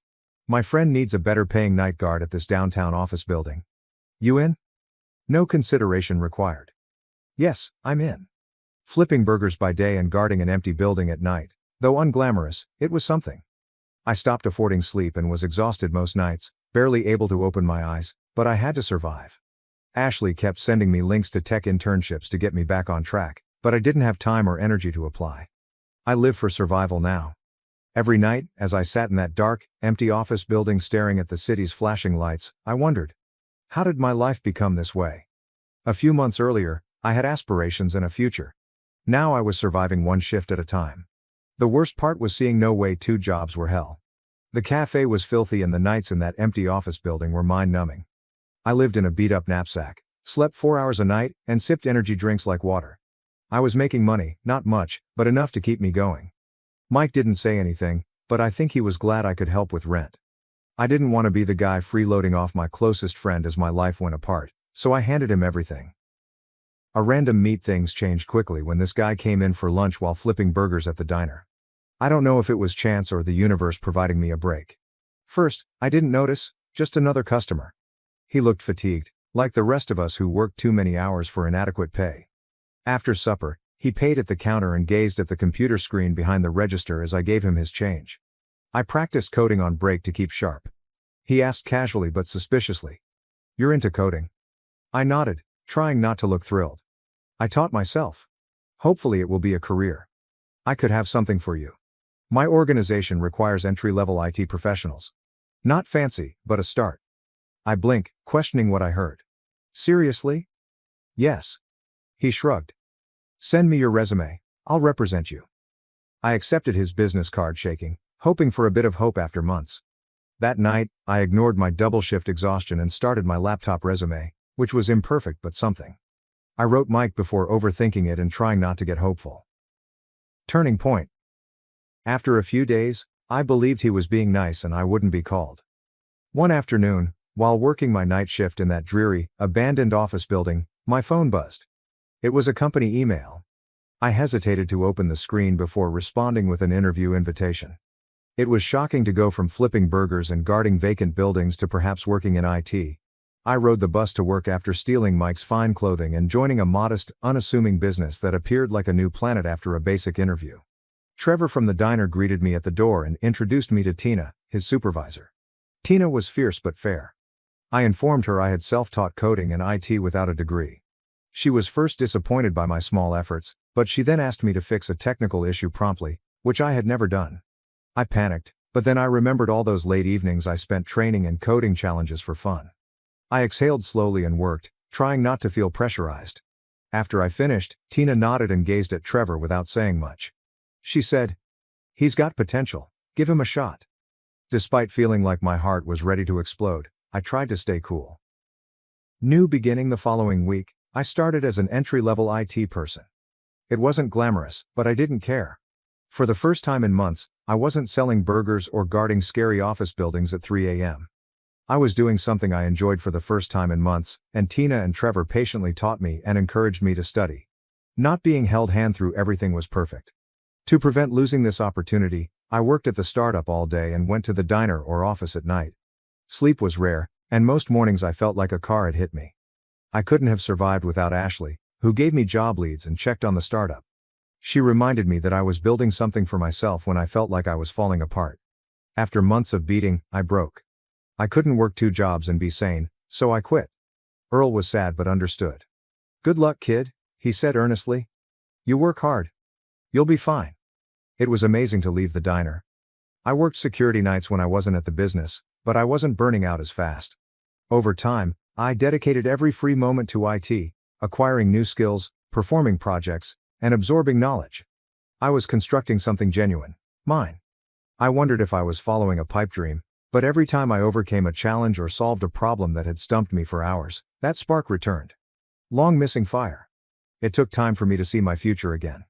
I wanted my future, not my parents'. First time in years, that was enough. Some months into the new job, things felt different. Not bad, Just different from what I had felt in a while. Finally doing something I liked.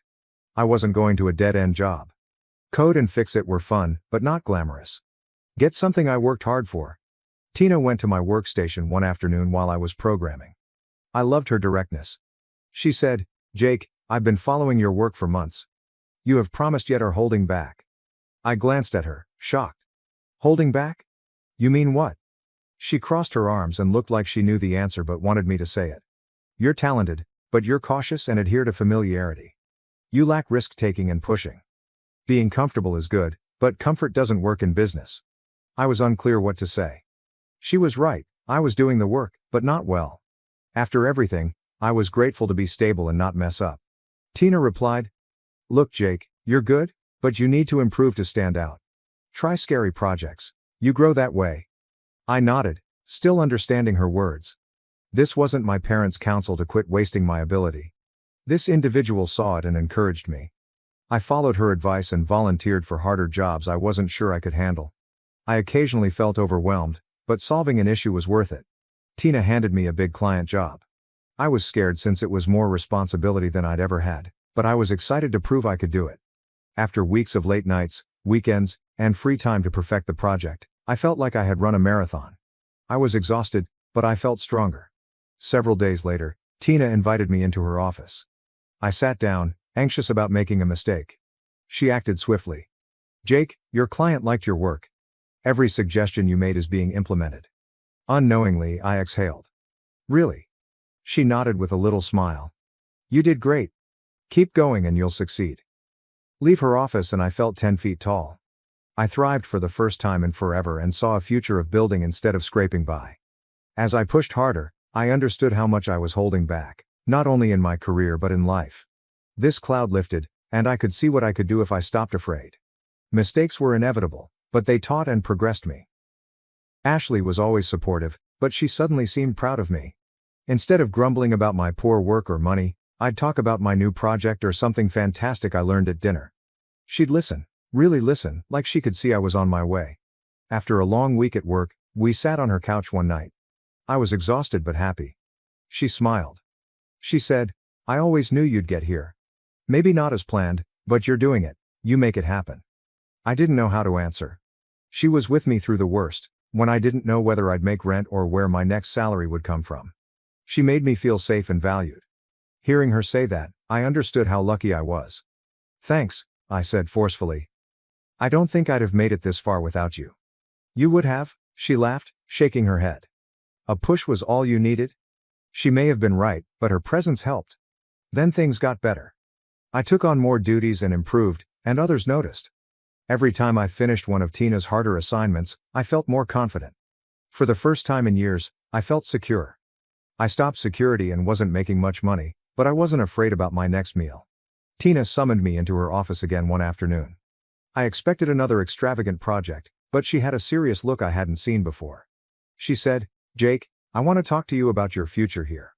Calmly but directly. Unsure of the direction, I arched an eyebrow. "Okay." She reclined in her chair. "You've done well in recent months. I think you're ready for more. I wish to make you full-time." After she started, I sat there trying to process it. Full-time? The dream? No more juggling jobs or scraping by. I don't even know what to say, I smiled. Smiled, just say yes. Yes, I did. After leaving that office, I felt lighter. All the strain, sleepless nights, and self-doubt were worth it. I arrived, though not as planned, and that felt good. Being promoted to full-time was like visiting a new planet.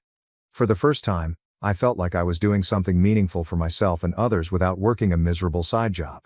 It was steady. After attaining that milestone, work got frantic. Tina meant it when she said I'd get additional responsibilities. I led teams for the first time and managed impossible deadlines on larger projects. My to-do list sometimes made me worry how I would do it all, but I had to. Every day was a challenge, but it was the kind that made me feel alive. It was significant to be trusted to do the job while still learning. Tina summoned me into her office again one afternoon. Every time she did, I felt like I was in school waiting to pass or fail a test. She looked serious, and I wondered if I'd done something wrong. She added, "Jake, I've got another project for you." Pushing a folder over the desk. I took it and flipped through. The new customer was a big company modernizing its IT infrastructure. Bigger than anything I'd done before. My stomach flipped when excited and scared. "This is a lot," I said, trying to seem confident but not arrogant. "I think you're ready." Tina nods. "I need you to guide the organization through this major undertaking." "Guide it?" I was shocked. I worked hard, but heading a project looked advanced.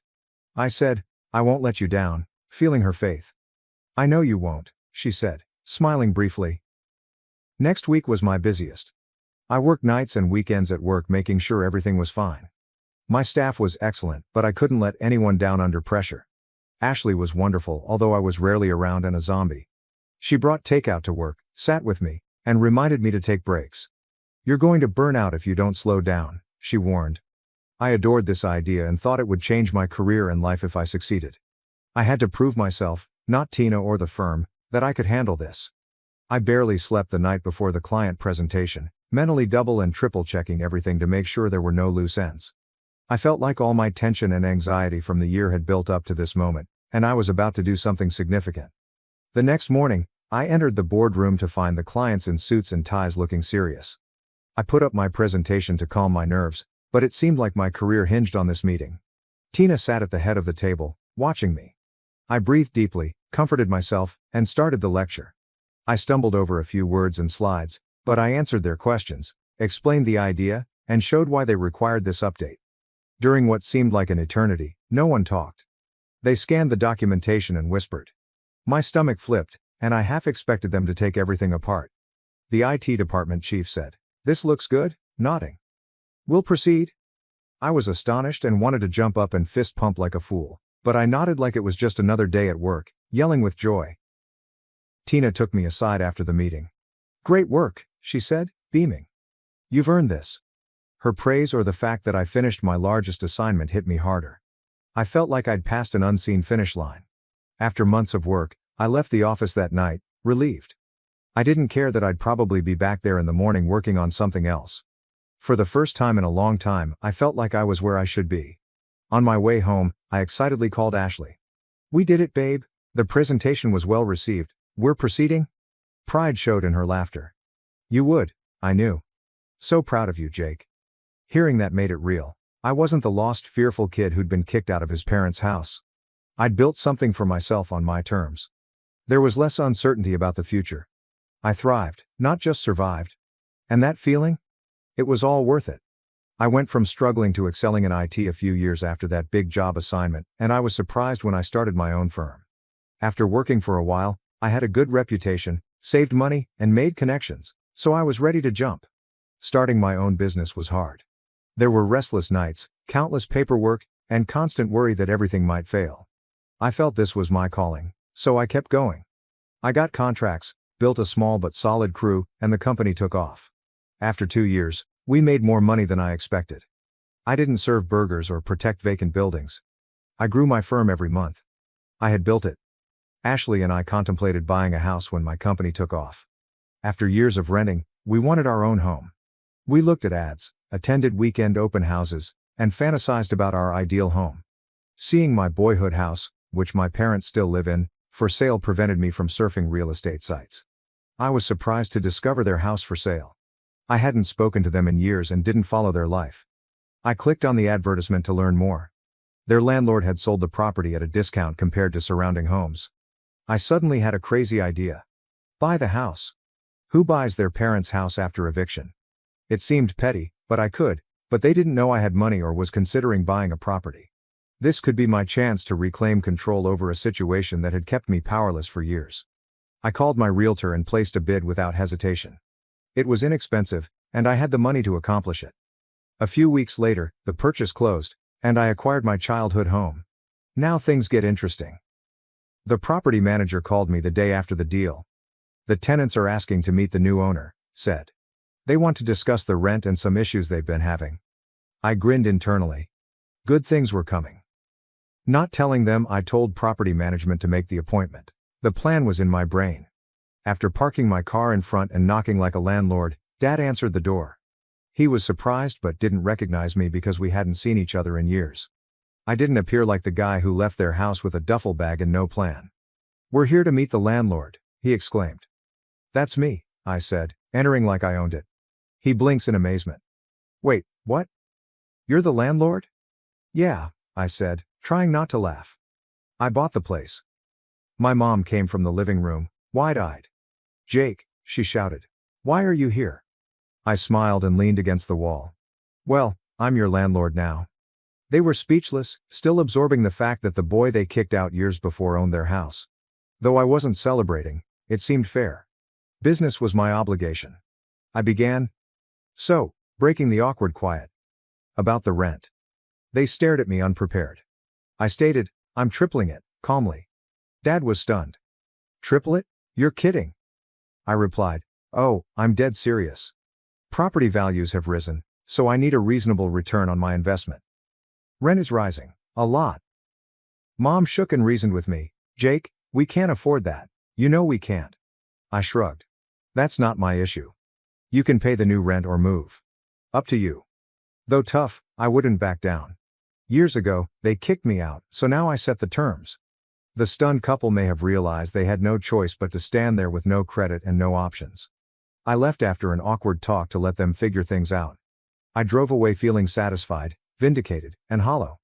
I proved them wrong and succeeded despite everything they did to me, but as I drove away from that house, I realized that rent hikes and property ownership couldn't fix it. This was about release, not revenge. I wouldn't lower rent. I discovered my sister's secret income, property damage, and exploitation, so I kicked her out and sued for compensation. I don't know how to start this without seeming crappy, but here goes.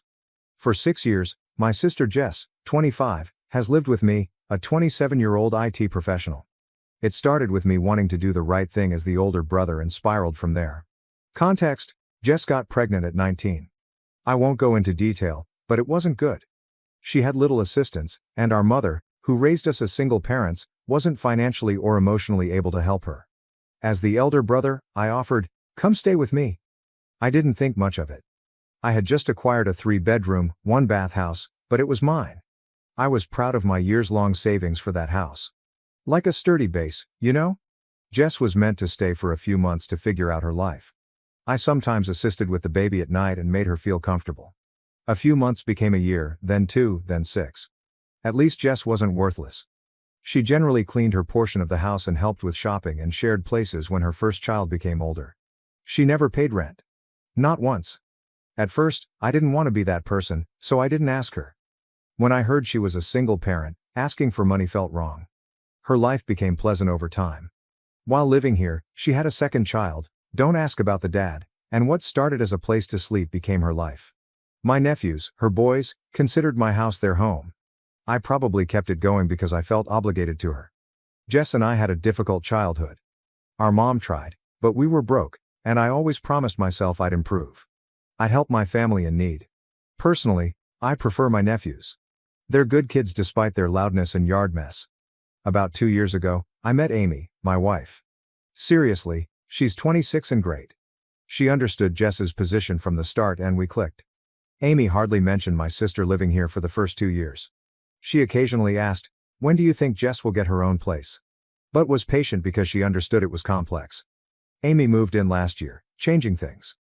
I know, moving into a house with another woman and her 2 kids is hard. Jess and Amy were initially courteous, but there was unsaid tension. Amy felt that she couldn't claim the house since Jess had claimed her territory. This is where things went wrong. Gardening has always been Amy's passion. Growing up helping her grandma grow, she often remarked about how peaceful it was. Amy had been wanting to start a project for a year since moving in.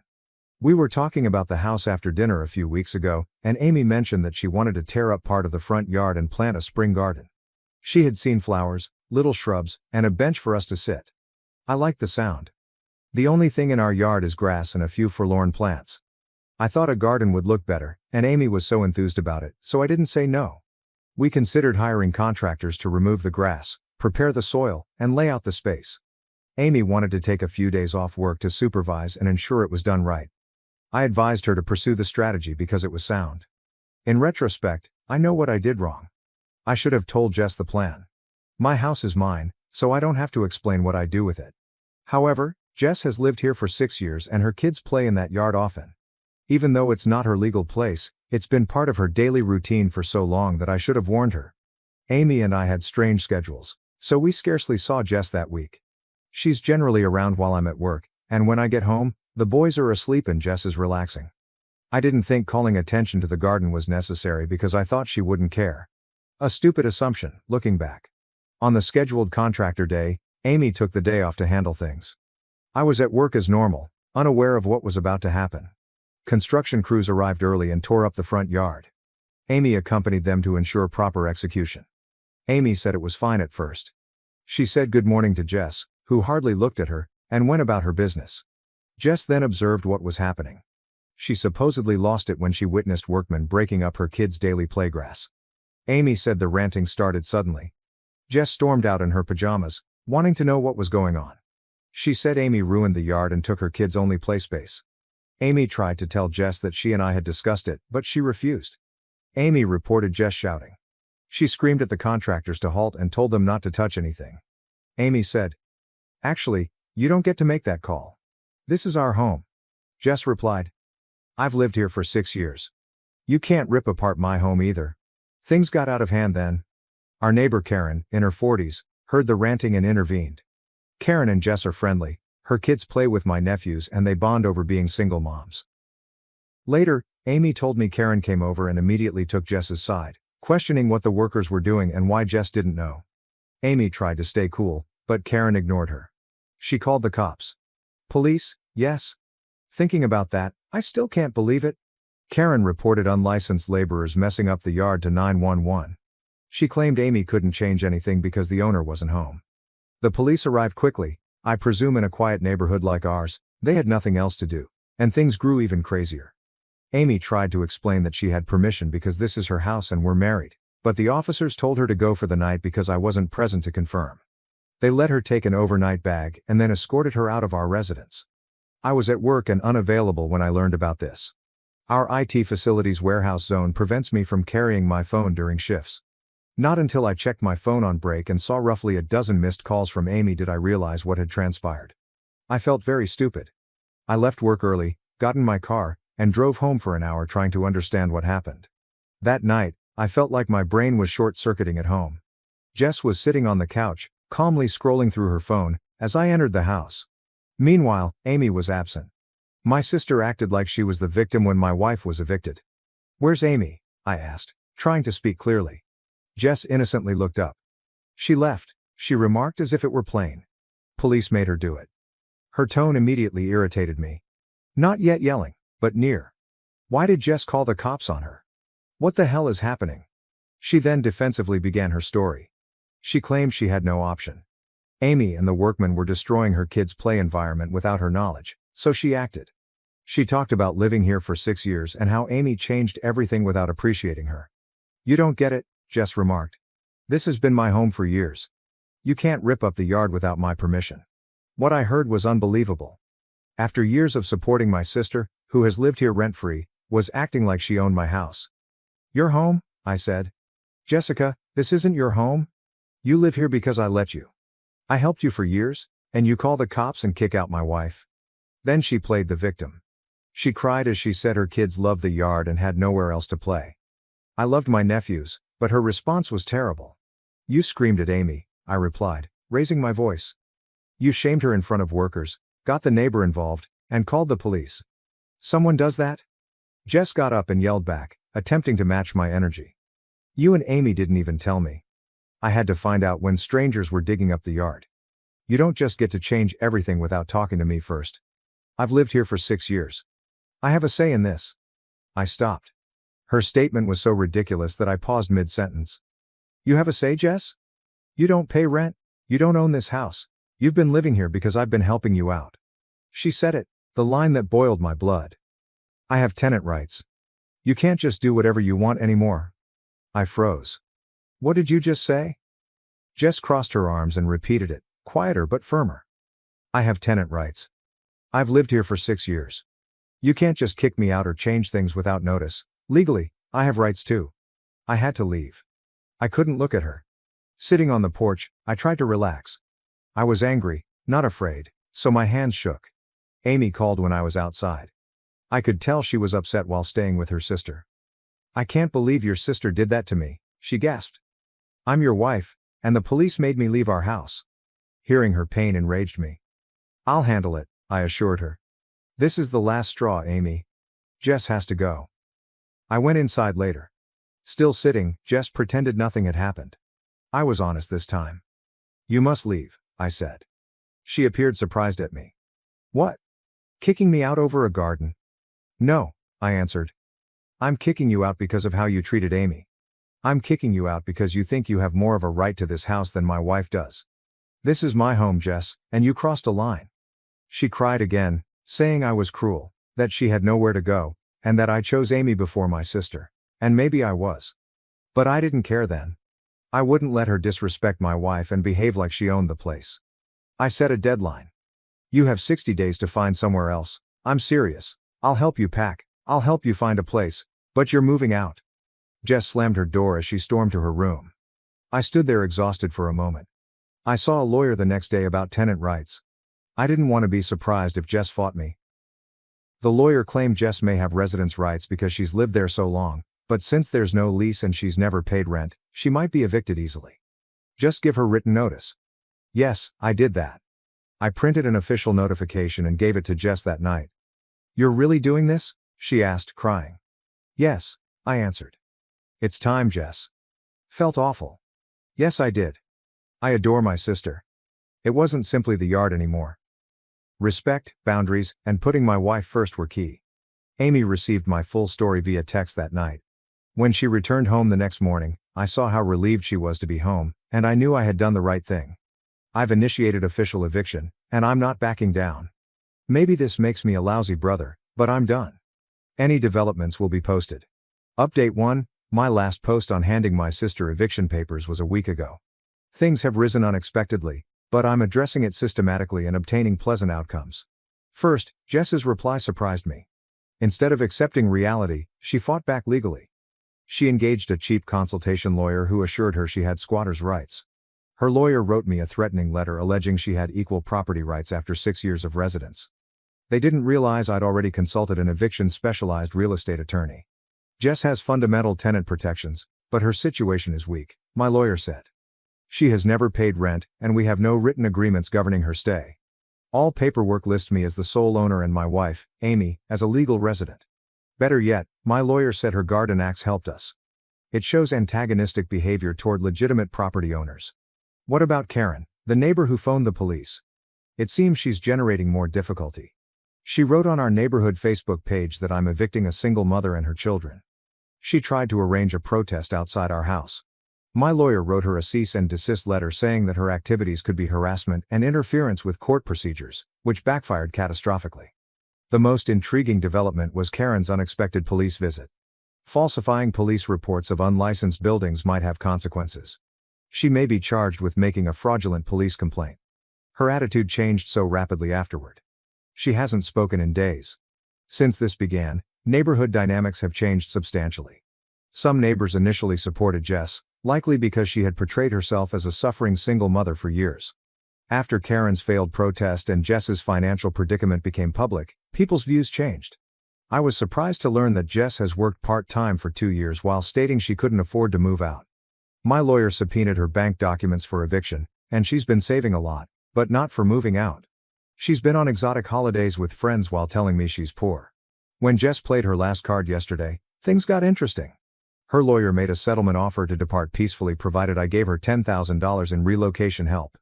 They said she deserved recompense for her long-term investment in the property because she cleaned and maintained the dwelling. Perfect response from my lawyer. He sent a precise estimate of market rate rent for 6 years, utilities she never paid, property tax she never paid, maintenance expenditures I paid alone, and current legal bills. The total exceeded $100,000. In exchange for her prompt departure, he graciously waived these charges. Jess's lawyer suddenly lost interest in financial claims. Through this process, the family's reaction has changed. Many, including our mom, were initially conflicted. Most of them understood my viewpoint after seeing the garden incident police report and Jess's secret savings. Mother contacted Jess to say she was out of line. Jessica didn't expect the family to support me. That was a turning moment. All along, Amy has been really supportive.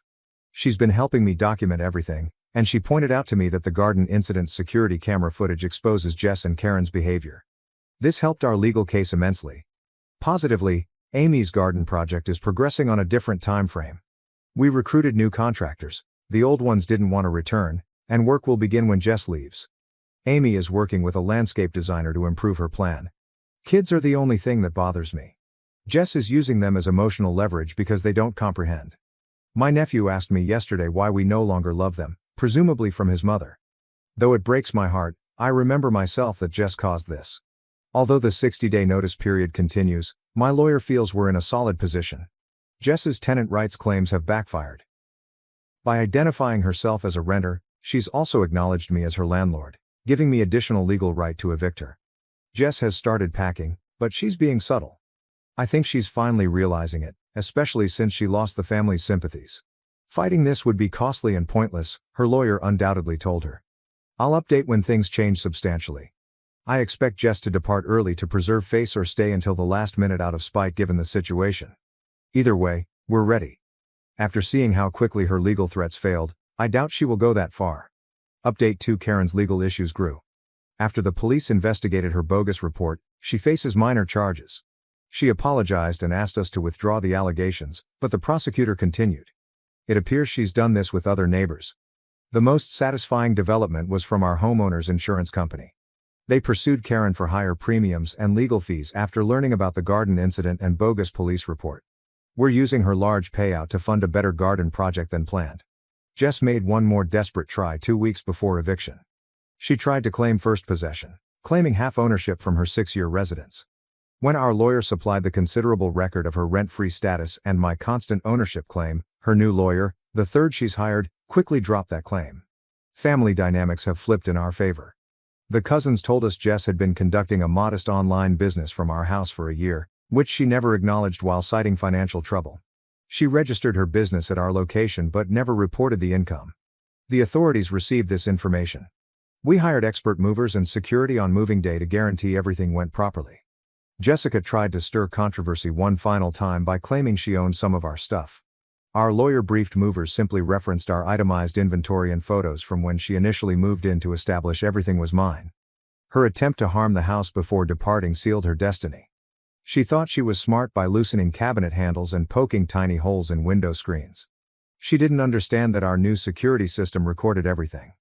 Our lawyer will undoubtedly sue her for damages using this footage. The hardest thing was kids. My nephew wrote a sorrowful note that he would miss his home on moving day. Jess never opened a savings account for her kids' schooling, despite her secret income. Eventually, they'll realize their uncle cared. Amy's garden project is underway. The contractors began work the day after Jess left, and the transformation is stunning. Our modest play area for neighboring kids will be supervised, proving we're not the villains Jess painted us as. The neighborhood's response to the truth is overwhelming. Many neighbors told instances of Jess's manipulation throughout the years. One elderly couple said she borrowed money from them monthly for the kids' medical bills. A lawyer is helping them collect those cash. Karen was finally humiliated when she defended her actions at a neighborhood association meeting. Another neighbor showed her interference in other disagreements. She was expelled from Neighborhood Watch and barred from community leadership. The house is quieter, organized, and ours for the first time. Repainted the walls, fixed Jess's damaged carpets, and put up my dream home office. With a complex watering system and seasonal flower rotation, Amy's garden is becoming a neighborhood attraction. The makeover is so spectacular that a local gardening group wants to include it in their annual tour. Our legal win was greater than expected. In the final court hearing, Jess's illicit commercial activities were highlighted. The judge was harsh on her using our address for business registration and taxes. The judgment upheld our eviction and awarded property damage and legal fees. The judge's closing statements about familial goodwill misuse were pleasing. Community opinion has changed drastically. The conflict originally kept our next-door neighbors away, but they recently organized a cookout and apologized for not addressing Karen's false tale sooner. They had comparable manipulation experiences with Karen and Jess, demonstrating a trend we hadn't understood. The most shocking part is how this experience has strengthened some family relationships and severed harmful ones. Our cousins, who revealed Jess's secret business, visit often. They've helped us document everything for legal purposes and supported Amy's garden initiative. Our mom is at peace with the outcome after initially struggling. She recently informed me that seeing Amy and I handle things with respect and legality taught her that tough love is sometimes needed. She now visits regularly to help Amy with the garden and enjoy our tranquil atmosphere. We received an unexpected letter from Jess's oldest child last week. He wrote to apologize for some of his move-related comments while staying with our aunt for the summer. It was written in his own words without his mother's influence, giving us hope that we may re-establish that relationship even if Jess remains estranged. The restraining orders against Jess and Karen were approved last month, adding security and peace of mind. The judge said our thorough documentation and security footage made it one of the best prepared cases she has seen. Our lawyer's final report had intriguing figures. Nearly $150,000 was spent on rent, utilities, and damages over 6 years.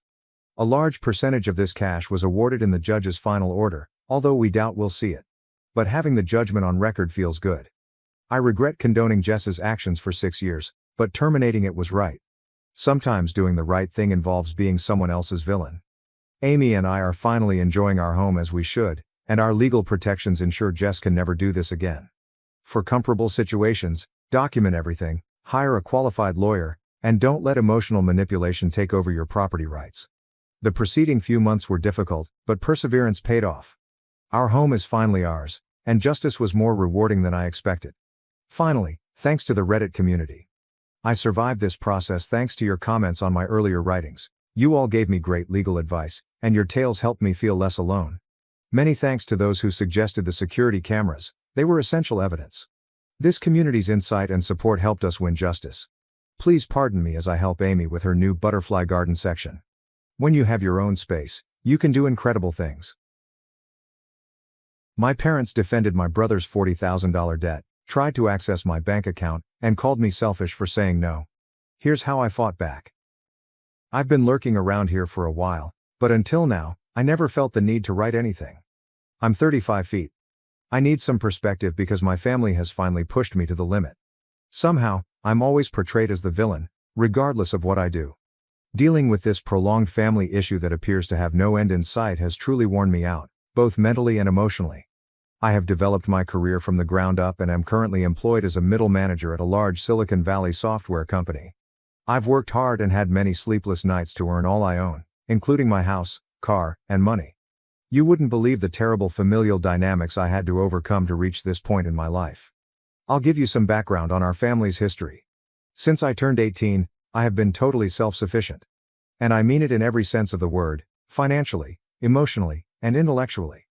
The way my parents raised my brother and me was, to put it mildly, problematic at best, and they weren't exactly winning any parenting prizes. As a middle-class suburban family outside of Boston, we appeared to be the ideal American family. We lived in a good neighborhood with good schools. My mom taught elementary school part-time, and my dad worked in insurance. Beneath that idyllic exterior, though, there was an unwritten rule that influenced my entire upbringing. I was supposed to be the responsible one, the model, the one who always had to lead by example, while my younger brother Jason, 27 million, could do no wrong. From a young age, the inequities were brutally apparent. One instance in particular came to me when Jason was 8 years old and I was 16. My parents grounded me for a month after I received a B+ on a single chemical test, claiming I was wasting my potential. When Jason was caught robbing our dad's wallet for the third time that same month, they just said he was going through a phase. This was only one instance of the ongoing inequity in the way we were handled. It wasn't an isolated incident. Every time Jason made a mistake, and trust me, he made a lot of mistakes, it was ignored. "He'll learn eventually," my mother would remark with that dismissive wave of her hand, or "he's just sensitive," which was code for "let's pretend this never happened and hope he figures it out." In the meantime, it felt like the sky was dropping if I even stumbled. The pressure was relentless and debilitating. "Why aren't you trying harder? You need to set a better example for your brother. Don't you know he looks up to you?" I worked part-time at a local coffee shop, volunteered at the library, took all of my AP classes in high school, and tried to keep my GPA flawless because universities look for that kind of thing. Jason, on the other hand, rarely attended class and mostly stayed in the basement to play video games. Nevertheless, I somehow had to try harder. No matter what I accomplished, it was never sufficient. They would question why I didn't receive an A+ in calculus if I brought home straight A's. Rather than praising me, my mother's first reaction after I was chosen valedictorian was, "I hope this doesn't make your brother feel bad about his grades." This scenario continued into adulthood, with Jason struggling to pass his classes and everyone saying, "At least you're doing your best, sweetie." Not everyone is cut out for academics. The bigger the stakes, the worse it got, if anything. Jason dropped out of community college after one semester because it was too stressful. My parents paid his rent for a gap year, that ended up being 5 years of him finding himself. I worked 2 part-time jobs to pay for state college, one at a coffee shop in the mornings and another at a table waiting at night. I still recall the evening I moved away when I was 18. I was able to rent a small studio apartment with a roommate because of the money I saved from my part-time work. My dad said, "Well, you'll need to start paying rent if you're staying here anyway," when I told him I was leaving home, but they never asked Jason for $1 when he was still living at home at the age of 25. Because job hunting was emotionally draining for him, they even granted him an allowance. They never once offered to cover my living expenses or college tuition, not that I expected them to. But it still hurt to see them go above and beyond for Jason while I was on my own. I worked several jobs, took out student debts, and ate more dinners of ramen noodles than I would want to recall. Jason, meanwhile, continued to live with them until he was in his mid-20s, jumping from one failing job to another while always coming up with an explanation that it wasn't his fault. He would say things like, "The manager had it out for me," or, "The company's toxic culture wasn't a good fit for my personality." He never acknowledged his own responsibilities and always pointed the finger at something outside of himself. And by covering up his filth and offering excuses, our parents encouraged this conduct at every opportunity. I worked 2 jobs while attending college, graduated with honors, and got an entry-level job at a software business.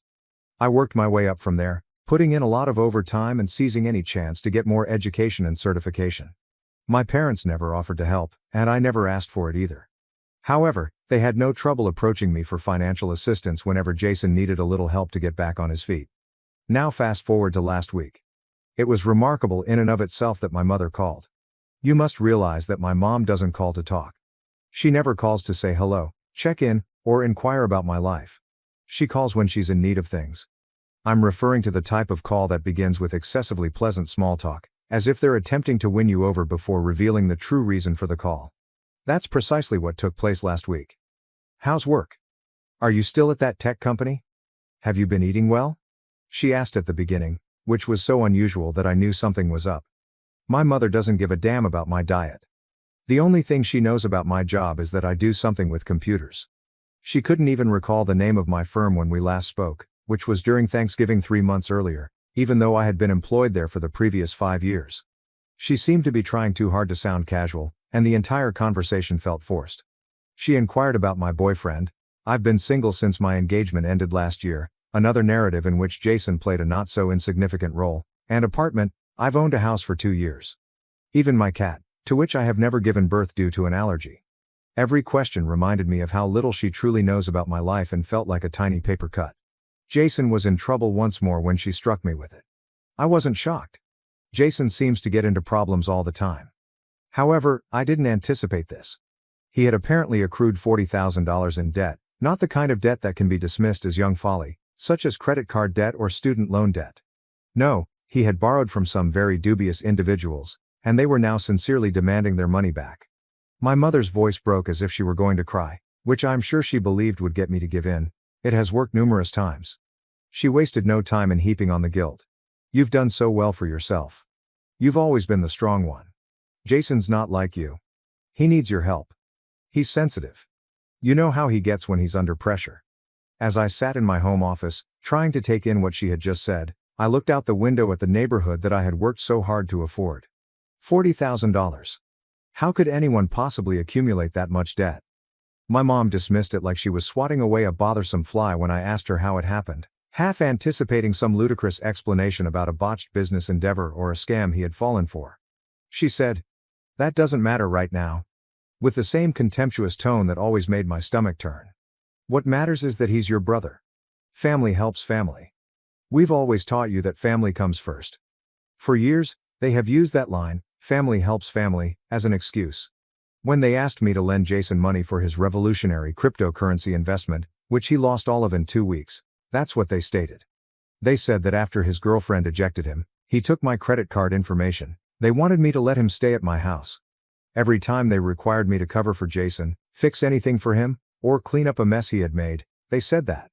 And each time, I overcame my annoyance and followed their instructions.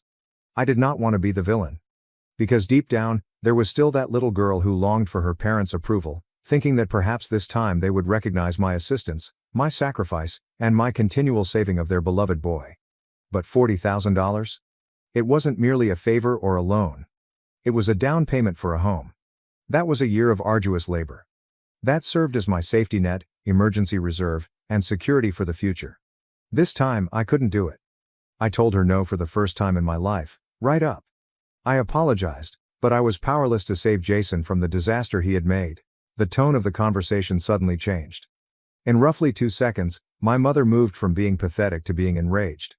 Had it not been so horrifying, the metamorphosis would have been nearly remarkable. The mother's gentle, worried voice had vanished, to be replaced by an icy, piercing voice. She began to scream. "You're being selfish?" Her voice getting louder as she spoke. "After everything we've done for you, this is how you repay us? You're abandoning your family when they need you most." The nuclear option was even mentioned by her. "Do you want his blood on your hands? He borrowed from some nasty folks. What would happen if he did?" The manipulation was so obvious that it was quite comical, nearly.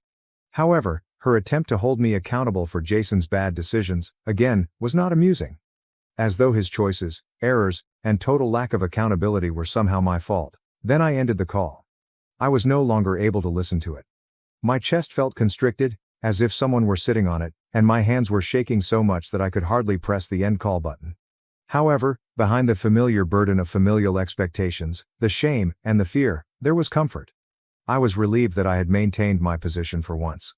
I've put in too much effort to be brought down by the poor decisions of others. I've devoted years to developing my job, becoming self-sufficient, and establishing a life apart from serving as Jason's safety net. I simply couldn't bear the idea of discarding all of that. Of maybe jeopardizing my own financial stability to allow his recklessness to continue. However, the problem with growing up in a dysfunctional home is that guilt creeps in almost instantly, even if you know you're making the right decision and are positive you're acting in your own best interests. Even though I know I'm not the bad guy, my family has a way of changing the facts, making me doubt my own judgment and making me feel that way. And it was the same this time. I can't get rid of the thought that perhaps I made the wrong choice, even though I said no and know it was the right one. At the moment, confronting my family seemed like the correct thing to do, but now I'm left wondering if I've made things worse. But what if they're correct? Could I be being self-centered? What if Jason does suffer as a result of my refusal to assist? The logical side of my brain understands that I have no responsibility for my brother's decisions or the results of those decisions. However, a part of me that is still that young child, begging for her parents' approval, continues asking herself, what if? To be honest, I have no idea what will happen next. That call was only the beginning. I was totally unprepared for what transpired next. I suspect that this is not the end. Particularly with Jason, my parents have never been good at taking no for an answer. I'm trying to remain strong, though. I'm trying to keep in mind that I have the right to defend my future and myself. As this situation develops, I suspect I'll require additional guidance. I'll provide an update shortly. First update. First of all, I want to thank everyone who left encouraging comments on my previous post. To be honest, I didn't anticipate such a strong reaction. The previous week has seen a sharp increase in tension, and not in a positive way. Do you recall that I sensed this wasn't the end? Yes, I was correct.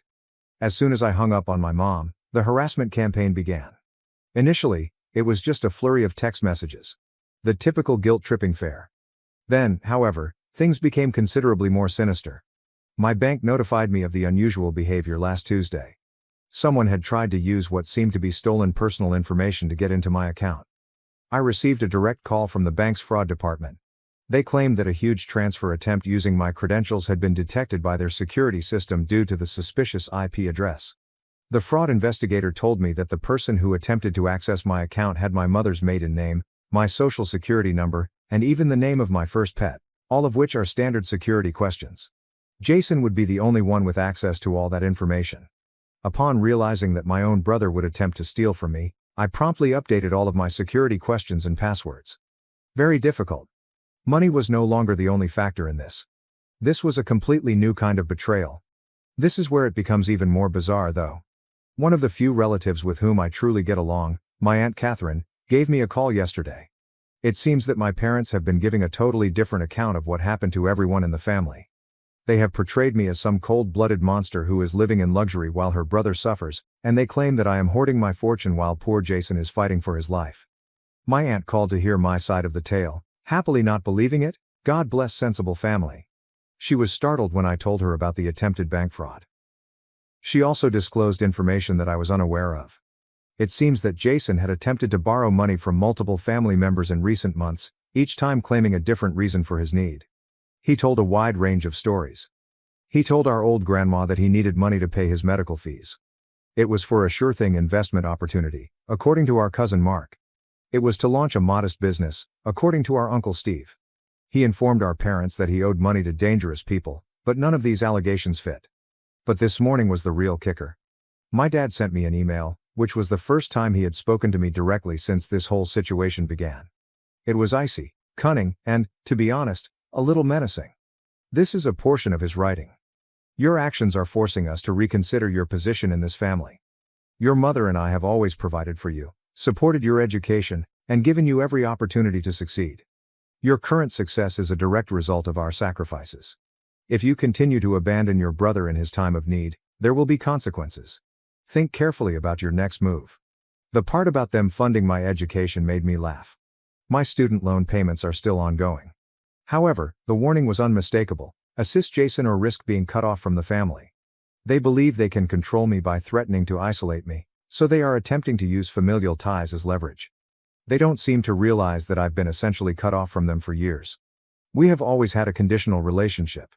I have to take care of Jason, I have to play the part they put me in, and I have to accept their perverted definition of family devotion. I have discussed the attempted account hack with the IT security team at my firm. They are assisting me with protecting all of my gadgets and accounts connected to my job. Additionally, I've begun recording every single text, email, and voicemail. Even if I find it hard to believe, I must gather proof against my own family. The most bizarre aspect of it all? Jason's girlfriend, or ex-girlfriend, depending on their present situation, sent me an SMS. Jason has been acting strangely recently, she told me. We've never been close, but she was worried enough to contact me after hearing him make cryptic remarks about getting what's his, and teaching people lessons. This weekend, I'm going to install security cameras at my house. I may be too cautious, but I'm not taking any chances in the wake of the bank account disaster. I never imagined that I would need to defend myself against my own family, but I suppose that's where we are at the moment. $40,000 is only the beginning for those who are wondering why I don't just pay the money to make this all go away, even if I wanted to, which I don't. According to my aunt's disclosures of Jason's previous borrowing attempts, his overall debt is likely substantially larger. Helping my brother is no longer the goal of this. It's about supporting a detrimental behavior pattern that must end. Next week, I have an appointment with a financial advisor to go over all of my accounts and implement additional security measures. In order to understand my alternatives in the event that the situation worsens, I'm also thinking of talking to a lawyer about the attempted fraud, not necessarily to file charges. If something important occurs, which is likely to happen shortly given the current state of affairs, I'll provide another update. I appreciate you letting me vent, and I want to thank everyone who commented on my previous post and shared similar experiences. Knowing that I'm not the only one coping with this type of dysfunction in my family is comforting.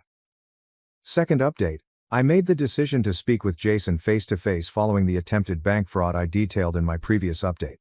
The events that followed were startling and yet completely expected.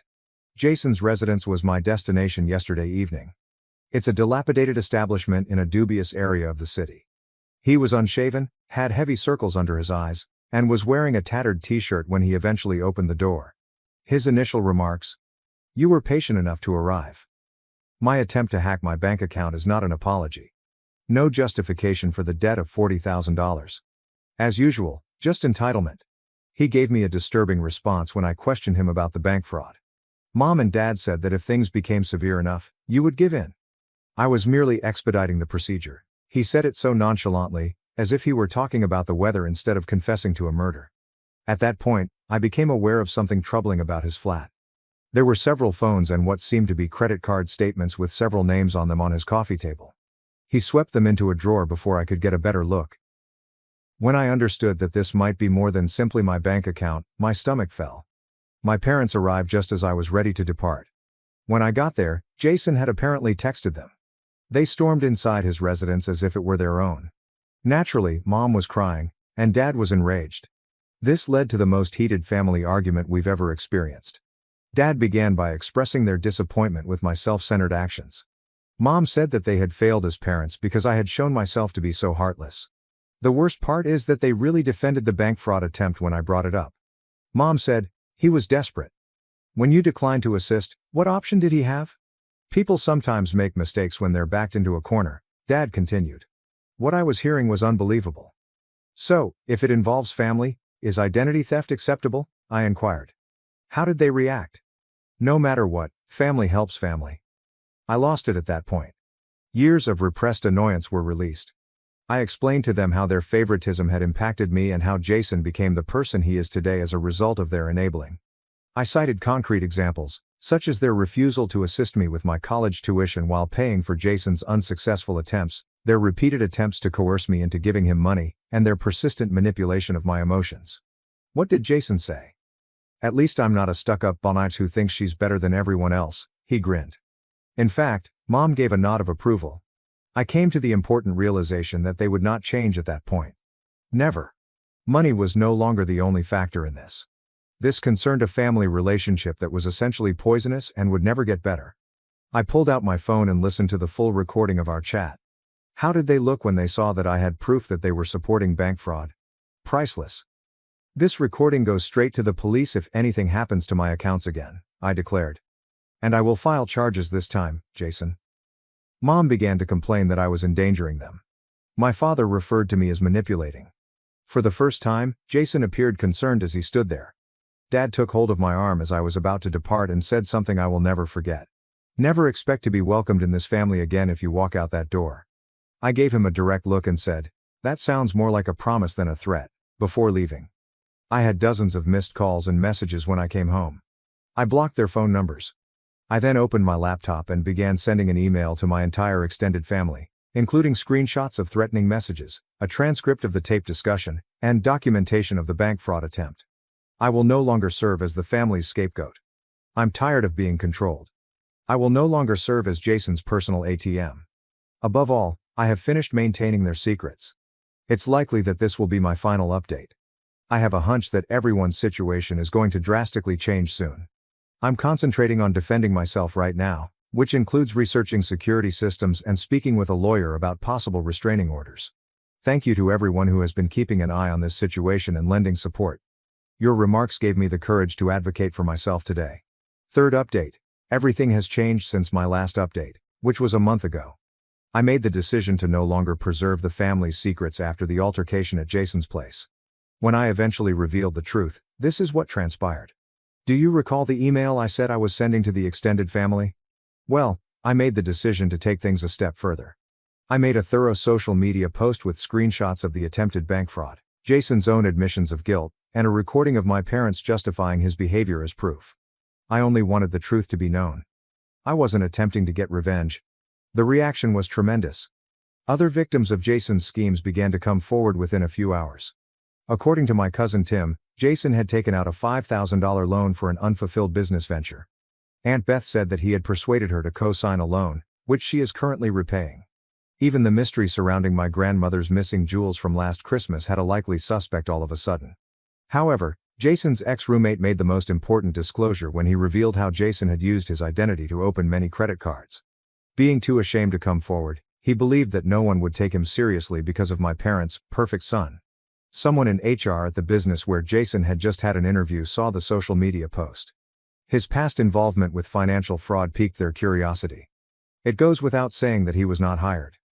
My parents' standing in their social group suffered greatly. They had supported their struggling son for years while presenting themselves as the ideal parents, handling one ungrateful daughter. Everyone was aware of the reality now. After complaining to their church mates about my selfishness, they began to distance themselves from me. All of a sudden, Dad's golf friends were too busy to play every week. Mom attempted to minimize the harm by accusing me of lying, but the facts were clear. They were unable to justify their own recorded comments, the text messages, or the bank records. Their carefully constructed image fell apart. When Jason's current roommate viewed the post, it was the real game changer. When he consented to share his apartment, he was unaware of Jason's past. Jason received an eviction notice within a week. People don't want to live with someone who tries to commit bank fraud, it turns out. According to what I've been told, Jason works 3 jobs to pay off his debt. He is finally being held accountable for his acts, and his credit has been damaged. Surprisingly, my parents have stopped using social media. No more quotes about ungrateful kids or passive-aggressive posts about family values every day. Life has never been better for me. That job promotion I applied for, I understand. I've been able to concentrate on my professional and personal development without the continual drain of family turmoil and money exploitation. What a concept. I'm finally meeting someone who respects and understands boundaries. Mom and Dad no longer discuss me at all, according to the few family members I still communicate with. Put an end to guilt tripping. No more attempts at manipulation. At last, they've realized that sometimes social accountability is the result of acts having repercussions. To everyone who has to deal with toxic family members, sometimes letting the truth speak for itself is more effective than going to court. The wrong people will come out, and the right people will listen. Legal repercussions were not my family's biggest fear. Rather, it was the public discovering who they really were. By speaking up instead of keeping quiet, I not only freed myself from their control but also gave others the confidence to defend themselves. We appreciate everyone who has supported and followed this adventure. I feel really free for the first time in my life. It's acceptable when the family you were born into isn't the one you need. Now, I'm assembling my own network of people that respect integrity, accountability, and sincere concern for others. My last update will be this one. Now that the story is over, I'm prepared to begin a new chapter free from guilt, deception, and the never-ending weight of providing for others. And what do you know? No lawsuit ever could make that feel better.